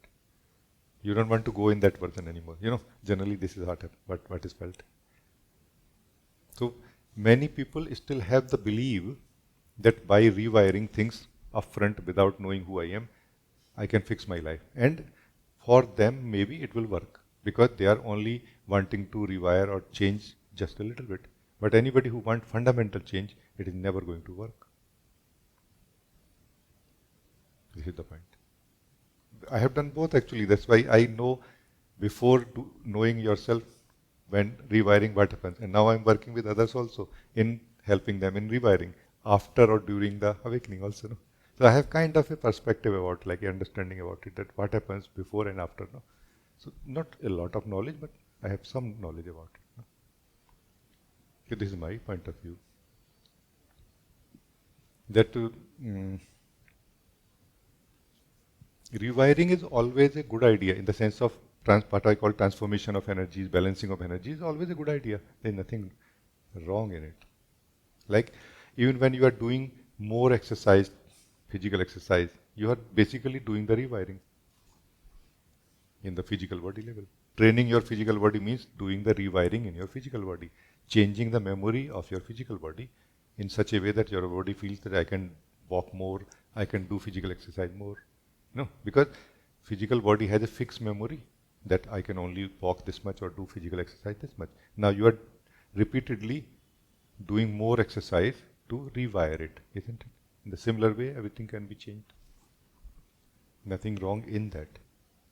It's always a good idea to, like for example, our mind mostly is focusing on negativity and it is trying to declare that it's a negative day, it's a bad day or something, for example. And this, if changed, can be a good idea, no? But the question is at what cost? Because there is a cost to change anything. No?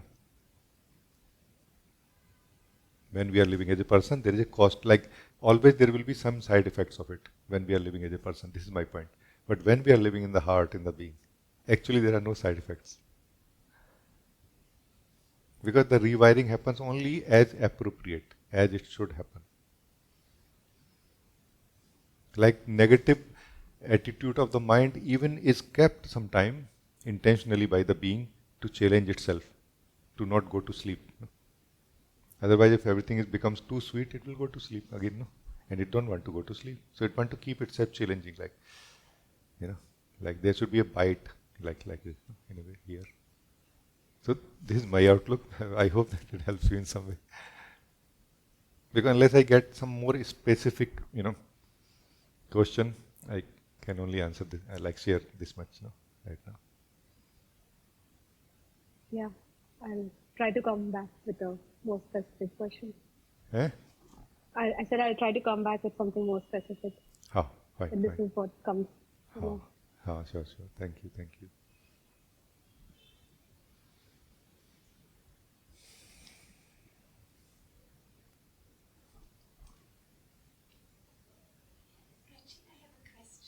Somebody wrote us, I want to read, please. It's from Rashmi. Rashmi? Rashmi, yes. Namaste, Rajee. I have started to do meditation from some time. When I sit for meditation, my attention goes very much in the sounds which are happening in the surrounding. Please share something to overcome it. Thank you. Focusing on our breathing can help a lot here. Because breathing is something continuous and it is more like a song happening between the body and the soul. This is basically breathing is like a soul is singing a song, and then body replies, and start singing along. So basically, breath is like a body and the soul is singing a song along, together. That's why in whatever state we are, if we focus on the breathing, it can help us. So just focus on the breathing. Focus on the breathing in the sense, like a focus sincerely, but not force yourself too much. Because if you force yourself too much, that also becomes an obstacle in the meditation, which is more a conscious relaxation than concentration. No? But use breathing for being free from distractions, like this. And as soon as you start feeling your breathing more clearly, you will anyway start coming in the heart or in the meditativeness, more and more by itself. So I feel this can be very simple way. Because sound will always be there. Wherever we go, there will be always some sounds which may not match, let's say, like what happens is that what exactly a sound does to us. A sound enters through our ears into the mind, and then mind declares that it is something attractive, attracting or distracting. In both the cases, engagement happens with that. So our job is somehow to not have engagement with the thought, with those sounds. No? For that, the simple thing could be focusing on the breath. And sometime, in case it doesn't work for you, a very simple technique can help you. Use some kind of monotonous sound. Like a monotonous sound of a music could be, or white noise, for example. You can just play white noise, and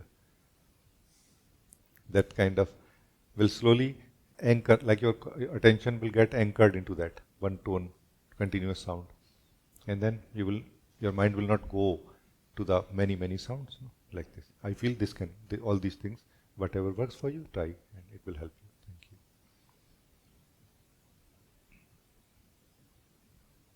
But let me just, Rashmi, live with you a little bit again, because I feel that it is always a good idea to refresh our understanding of meditation.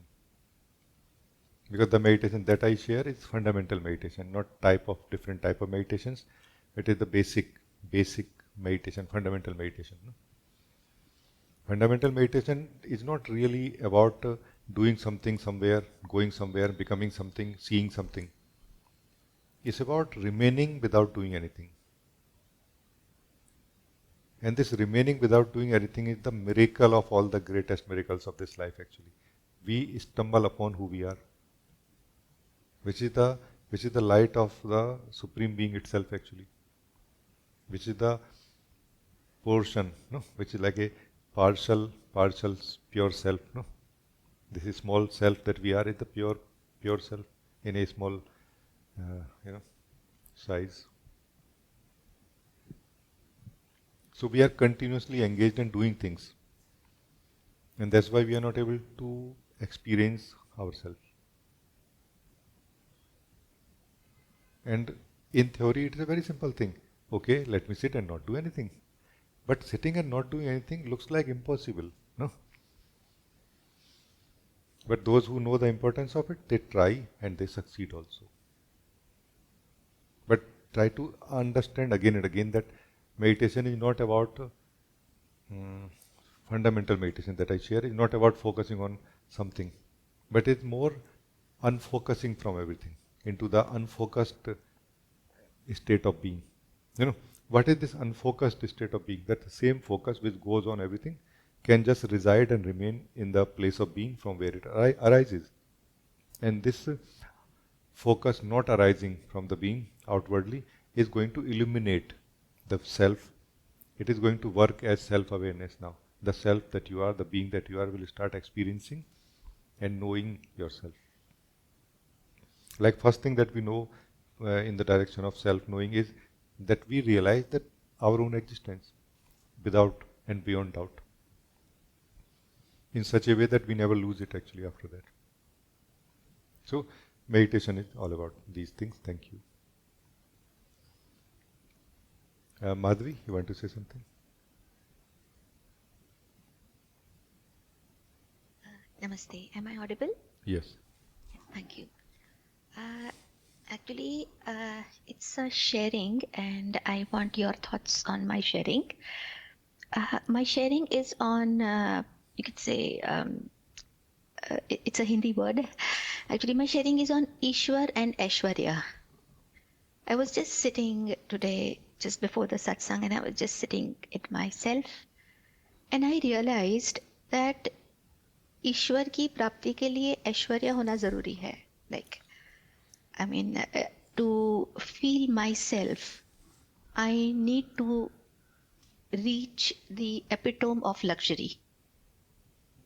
Otherwise, I felt that there is always a parallel longing which keeps me divided.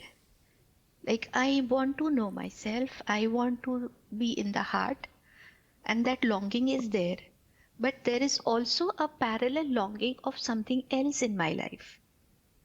The something else is my daily activities, or something else is related to some relative, or something else is related to some desire. But there are unlimited desires, which is, I mean, it's like a ladder. I want to climb up and up and up. It can be any activity, it can be any thought. And at the same time, like that epitome of luxury of my mind is not met, which is barring me from knowing myself, which is barring me from sitting silently also.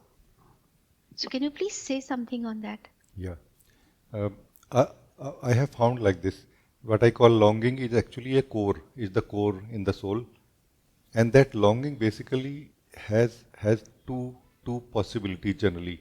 One, I found in some beings, very clear possibility that they want to know themselves. even when they are not succeeding in their life, when they are not living their life fully, but they're just least bothered about it. They're like, yeah, it is okay. Whatever way life is going on, I'm fine with that. They're not concerned how they are performing in relation to people. Very few, but there are some people I have found so far in our group also here. They are actually clearly interested in knowing who they are. And Satsang is very nicely working, helping them in that direction. Then there are others who also have a more dormant feeling or longing to know themselves, but more manifested longing is about, in one sense you can say, living life. No, it's about living life. What is living life actually? Living life is not really connected to experiencing different things. It's not about that. Here the soul, which is going to come to the supreme luxury by knowing itself, is also trying to come to the luxury or to the perfection or to the completion of experiencing here. Because by experiencing completely something like what I call samagrata, no? The soul is accomplishing something like a longing in the heart, in the being, no? And when the soul is able to experience something so deeply, then a realization happens here that it was never about experiencing many things. It was all about the very experiencing, like the soul wanted to experience. It was not about what to experience. Like the soul wanted to experience so deeply something that it could experience the very experiencing, the act of experiencing. Like if it could become aware of the very experiencing, and that becomes that day kind of becomes the day of freedom from trying to complete itself in a way or to deeply experience life. No? Then the second dormant longing kind of takes precedence, like it comes forward and it takes the center stage and given value now. So you are very right that most of us are not able to live deeply. That somehow we don't have that energy or interest in knowing who we are. No? And I just want to bring my point of view here. That our mind means our understandings of the mind are continuously deceiving us, in the sense of they are taking us places where we don't want to go. They are making us experience what we don't want to experience. And we are not able to go where we want to go, the places, and we are not able to experience what we want to experience. So something can be done about mind. That is what I call stable understanding. But that stable understanding only has a certain scope. It cannot be done a lot unless we come to the heart, into the continuous joy. Coming to the heart, living the continuous joy does not necessarily declare that, okay, now you should know yourself only and don't stop living the life deeply. It never says like this. It says that don't live life tomorrow, live life today. Don't live life in the divided way, live life in the holistic way. No, it just says like this. And living life in a holistic way basically is freedom from living life. Like a compulsiveness that we feel when we are sitting in meditation, that compulsiveness wears off now. That pull will wear off now. You can live whenever you want to, but not that you have to live when you are decided not to do anything. That will not happen anymore. So that there's a deep discontentment in the soul, which can be or need to be handled in these 2 points. One is the stable understandings in the mind, so that they help you in doing what you want to do. They help you in taking you where you want to go, to which place you want to go or what you want to experience. Another is the continuous joy in the heart, where you really know that it's not about where to go, it's more about how deeply to experience it. No? Because the more deeply the experiencer experiences, the more that sense of discontentment in the experiencer is removed, or it wears off. No?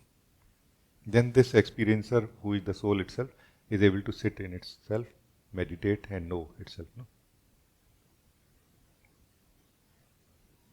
It may sound kind of a strange thing, but experience, as you will experience, you will know that it is really true. Like it was never about many things to experience. It was just about deeply experiencing it, whatever it was or whatever it is. So thank you. I think that's all. Thank you. Thank you so much. Thank you. Very nice. It's a nice question actually. Thank you.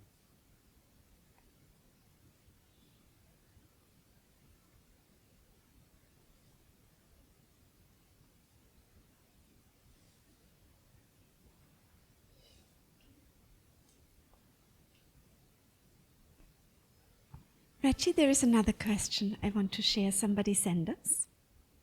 I don't have a name. Namaste, Rajee. I noticed my thinking pattern, which is like so much wastage on time and energy. It was like when I'm talking about one thing, then a thought comes about another thing, then another, and then I found myself talking about totally different thing, what I wanted to talk actually in starting. Please guide about to overcome this habit of mind. Thank you. For that, to come to the stable understandings or stable ground in the mind level, we need something which is stable already, so that we can anchor ourselves, like we can hold on to it, hang on to it, so that we don't flow with the thoughts which are flowing, and we don't go remain in that kind of scattered way of thinking.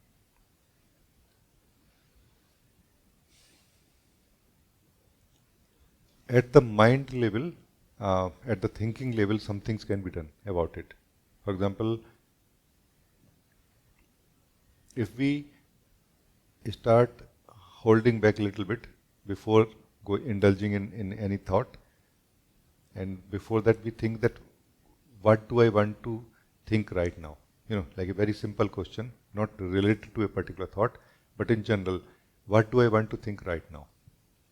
It is going to bring consciousness at the thinking level. It will become, our thinking will start becoming more conscious thinking now. Not that we need to really know that what I want to think right now. Maybe the answer will be that I don't want to think anything. Answer can be that I want to think about chocolates or ice creams.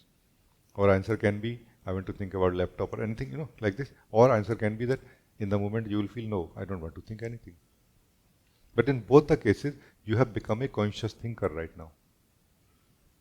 Conscious thinker basically is that stable thinker, stable ground. Now you will not so easily flow with everything. You will feel, no, let me examine. And the moment you are ready to examine a thought, that whether it is serving my purpose or not, you are already so stable that you cannot flow with thoughts anymore. So it's just about being a stable thinker. It's not about making our thoughts weaker. Thoughts are already very weak. They all are very weak in relation to you. You just need to become strong or stand on your own feet. What are your feet? Your feet are feet of your consciousness.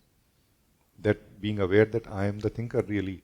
Like the same you who is asking the question, the same awareness you have to ask the question can be used to ask yourself also. That what do I want to think right now? Just for the time being, not every day, meaning not whole day.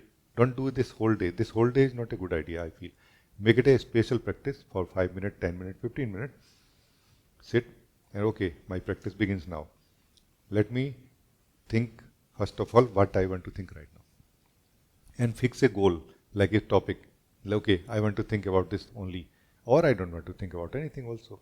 In both the cases, you should stick to your decision in the sense of reminding yourself again and again. Like put it on a paper or something, like in big letters on a phone or something. Okay, I want to think this, or I don't want to think anything. And every few seconds, keep revisiting that decision, so that at the thought level, that consciousness will remain in you and you will remain a conscious thinker, and then you will not really go in the flow of thought so much. And slowly you will start feeling much more stable here. This is one. And there are times when thoughts are very strong in the sense of in relation to us, that they are able to pull us regardless of whatever we are doing. That time you can focus on breathing. Like just bring your attention to breathing so that you don't feel so that you don't flow in the thoughts. Just unconditionally, like without thinking about why, how, where, just bring your focus on the breathing.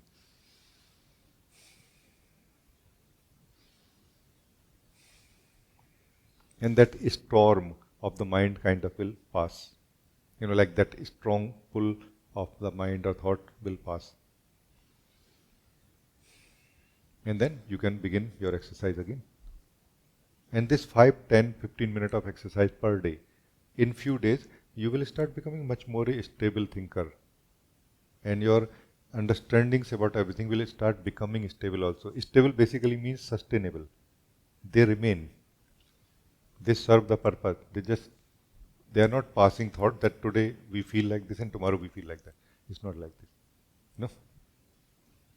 They serve the purpose in our life. They last. They help us in fulfilling our longing in life, and they help us in becoming happy, joyful, in a way successful in life. No, in the way of the being, not in the way of the person.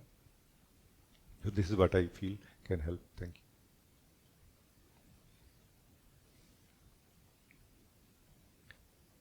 So it's a very beautiful time. We are nearing the end of this meeting. If somebody wants to say anything, you can say.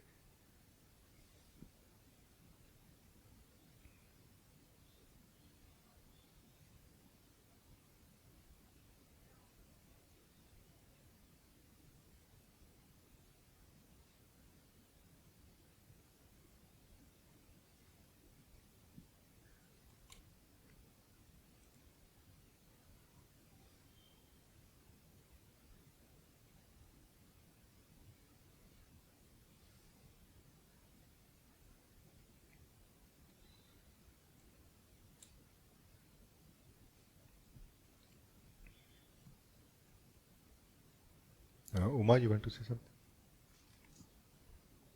Thank you so much.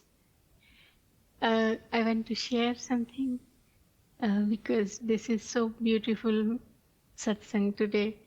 I'm totally connected and living total truth, like complete truth, not like just resting in myself and not like outside in the energies in the individual system only.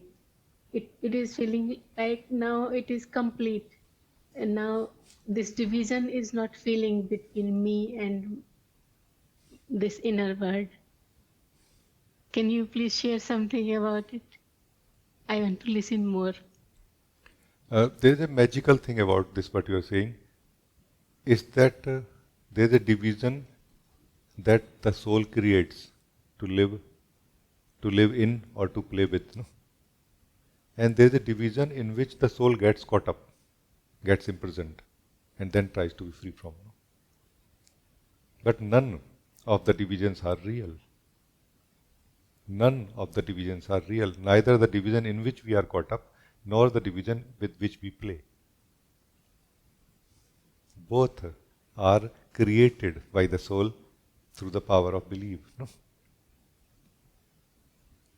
That's why when the soul does not believe in anything, it cannot experience any division whatsoever. It experiences the body and the division between the other bodies through the mind, but somehow it doesn't experience it as ultimate reality. You know what I mean? It continue experiencing the oneness within. You know? Like everything is very nicely serving the same purpose. No? Like the body, mind, thoughts, feelings, all of them are really very simply and beautifully separate from each other, and yet somehow they are just one thing. No? So the body has beliefs, mind has beliefs or memory, deeper, subtler mind has beliefs or memory, but you, the soul, when does not have any memory or any belief, which are the same thing, by the way. When you don't have any memory of who are you right now? You are this undivided being. No? You see? You're just here. You are not here by effort. You are not what you are with effort. You are here, you are yourself without effort. You are what you are without effort. You are just conscious, meaning you are appreciating being who you are. Conscious simply means appreciating, no? Self-consciousness is not some kind of special effort. Self-consciousness is simply value for who you are, appreciation for who you are right now, no? Appreciation for who we are purely, no? Appreciating, like enjoying, like wow, living, no? Living. And whoever lives the truth of who we are, whoever lives the truth of being, they are not able to feel the separation, even when the body-mind is declaring that things are separate. This is what is duality and non-duality at the same time. No?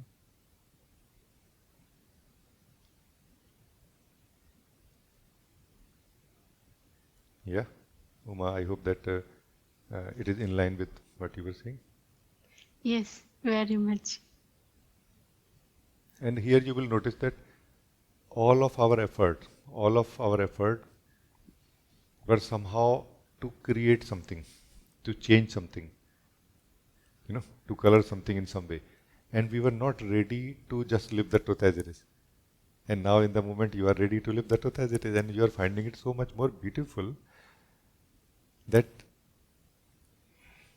even, that conditioning which causes us struggle and sometimes sense of discomfort, even you don't have problem with that right now. It's like, okay.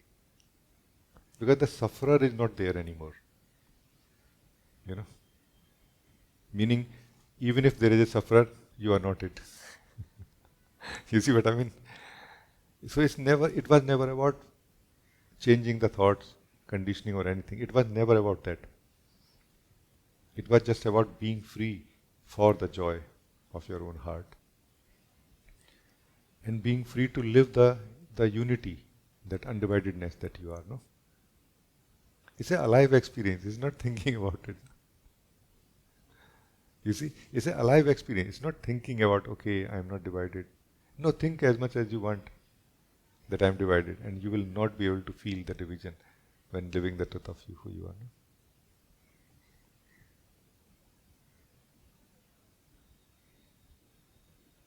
It's like your experience here is like you are this water at the core, and on the surface there are waves which are divided from each other, and they are divided from the core water also. But they all are made of the water only, no? And ultimately nothing is happening in the ocean. You see, like no fundamental change is happening in the ocean. Do you see? Ocean always remains same, no?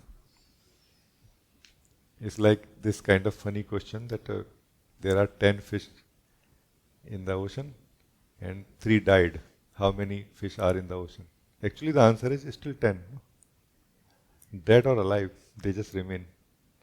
Changed this way or that way, everything remains in the being, everything is made of the being, all the thoughts, all the feelings, all the perspective, all the outlook, every bone, every skin, every cell, is made of the being and never divided from each other. It is just about the perspective, the place from where you are looking at it, the place from where you are living it. The more in you are in the experiencer, the less division you experience. The more out you are in the experiencer, the more divisions are found to be real. No?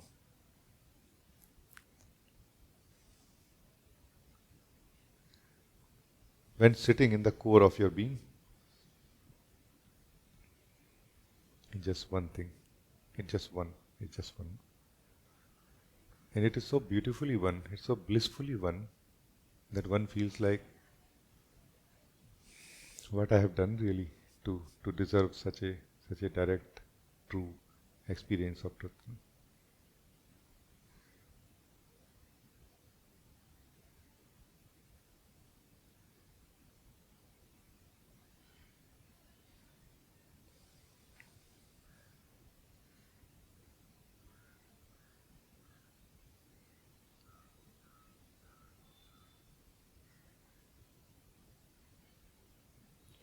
The taste of being is always joy. Whenever you taste your being, it tastes like joy. like bliss. No?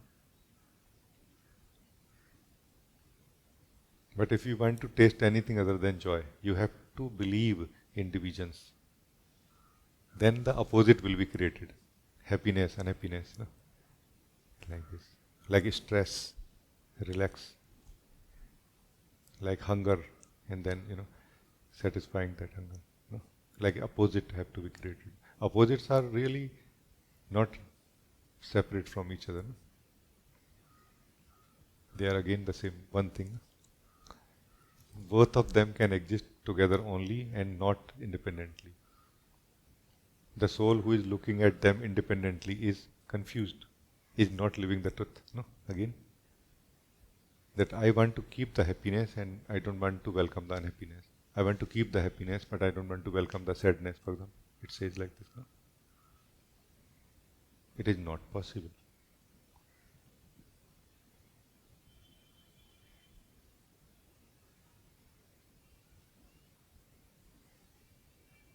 Hansa payo man sarovar, tal talaiya kyon dole. No? Kabir says like this, that when the swan of the soul has found this man sarovar, the pure water of your own being, or pure water of your own oneness. No? What is pure water? Of the oneness. No? When we are not able to feel the dividedness in the being. No? This is where we feel the purity of being also. No?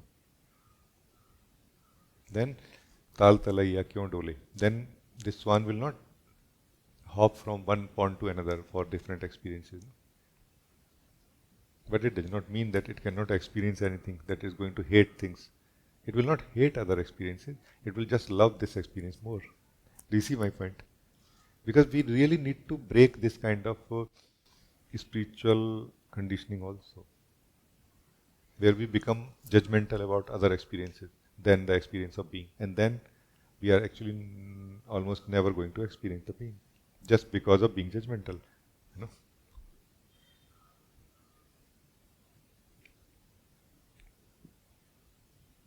It is very nice to experience chai. No? It is just that it is more nice to experience yourself, the experiencer. No? It's just about that. No? It's really as simple as this. And we should not make these things complicated. You see what I'm saying? Thank you. So thank you. Very, very good.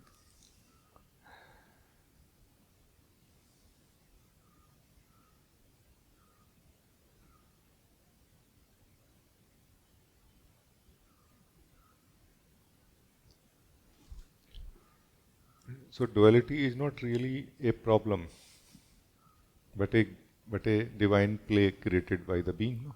To live, to experience, to play with. No? But when duality becomes a problem, meaning when we start suffering from it, no? That is the time to be free from it into the oneness of being, into the continuous joy, into the knowing of who we are. No? That is the time where stable understandings of the mind will help so much more.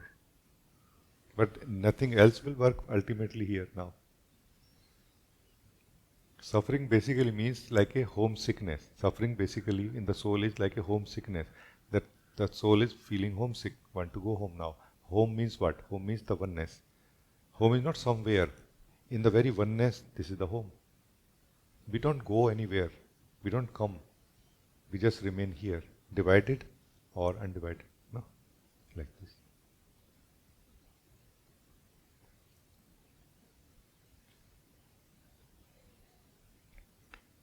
Like when we are very divided, then we feel, I am the body.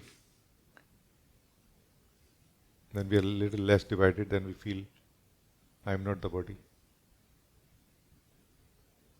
When we are not at all divided, then we feel only I am.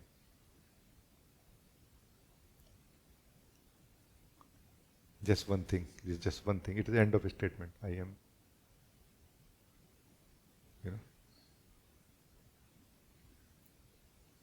Who is this? What is this body made of right now? And don't think about it in the personal way. That as a human we know that it is made of flesh and blood and this and that. No, what this whole thing, not body, mind, consciousness, everything. What this is made, what it is made of right now. Live. And you will be surprised. It is made of the being. It is the being appearing as this body, as mind, as thoughts, as feelings and everything. Would you like to live it? Then live yourself. That's the only one way to live this reality of it. No? Once we are living the reality of who we are, we have kind of a internal access to the reality of the material everything is made of. No? This is what that being is, that material everything is made of. No? This being does not die. Only the form keep changing. So you are made of this being, I am made of this being. Like this, we are actually in a way not separate in a way, or not two. No, you see my. And that's why we feel love. Our love for each other, basically, or love for other, actually, fundamentally, is love for the being, that one being. So thank you, very, very nice. God bless you all. So it was very nice meeting all of you. God may always bless you. Thank you for joining.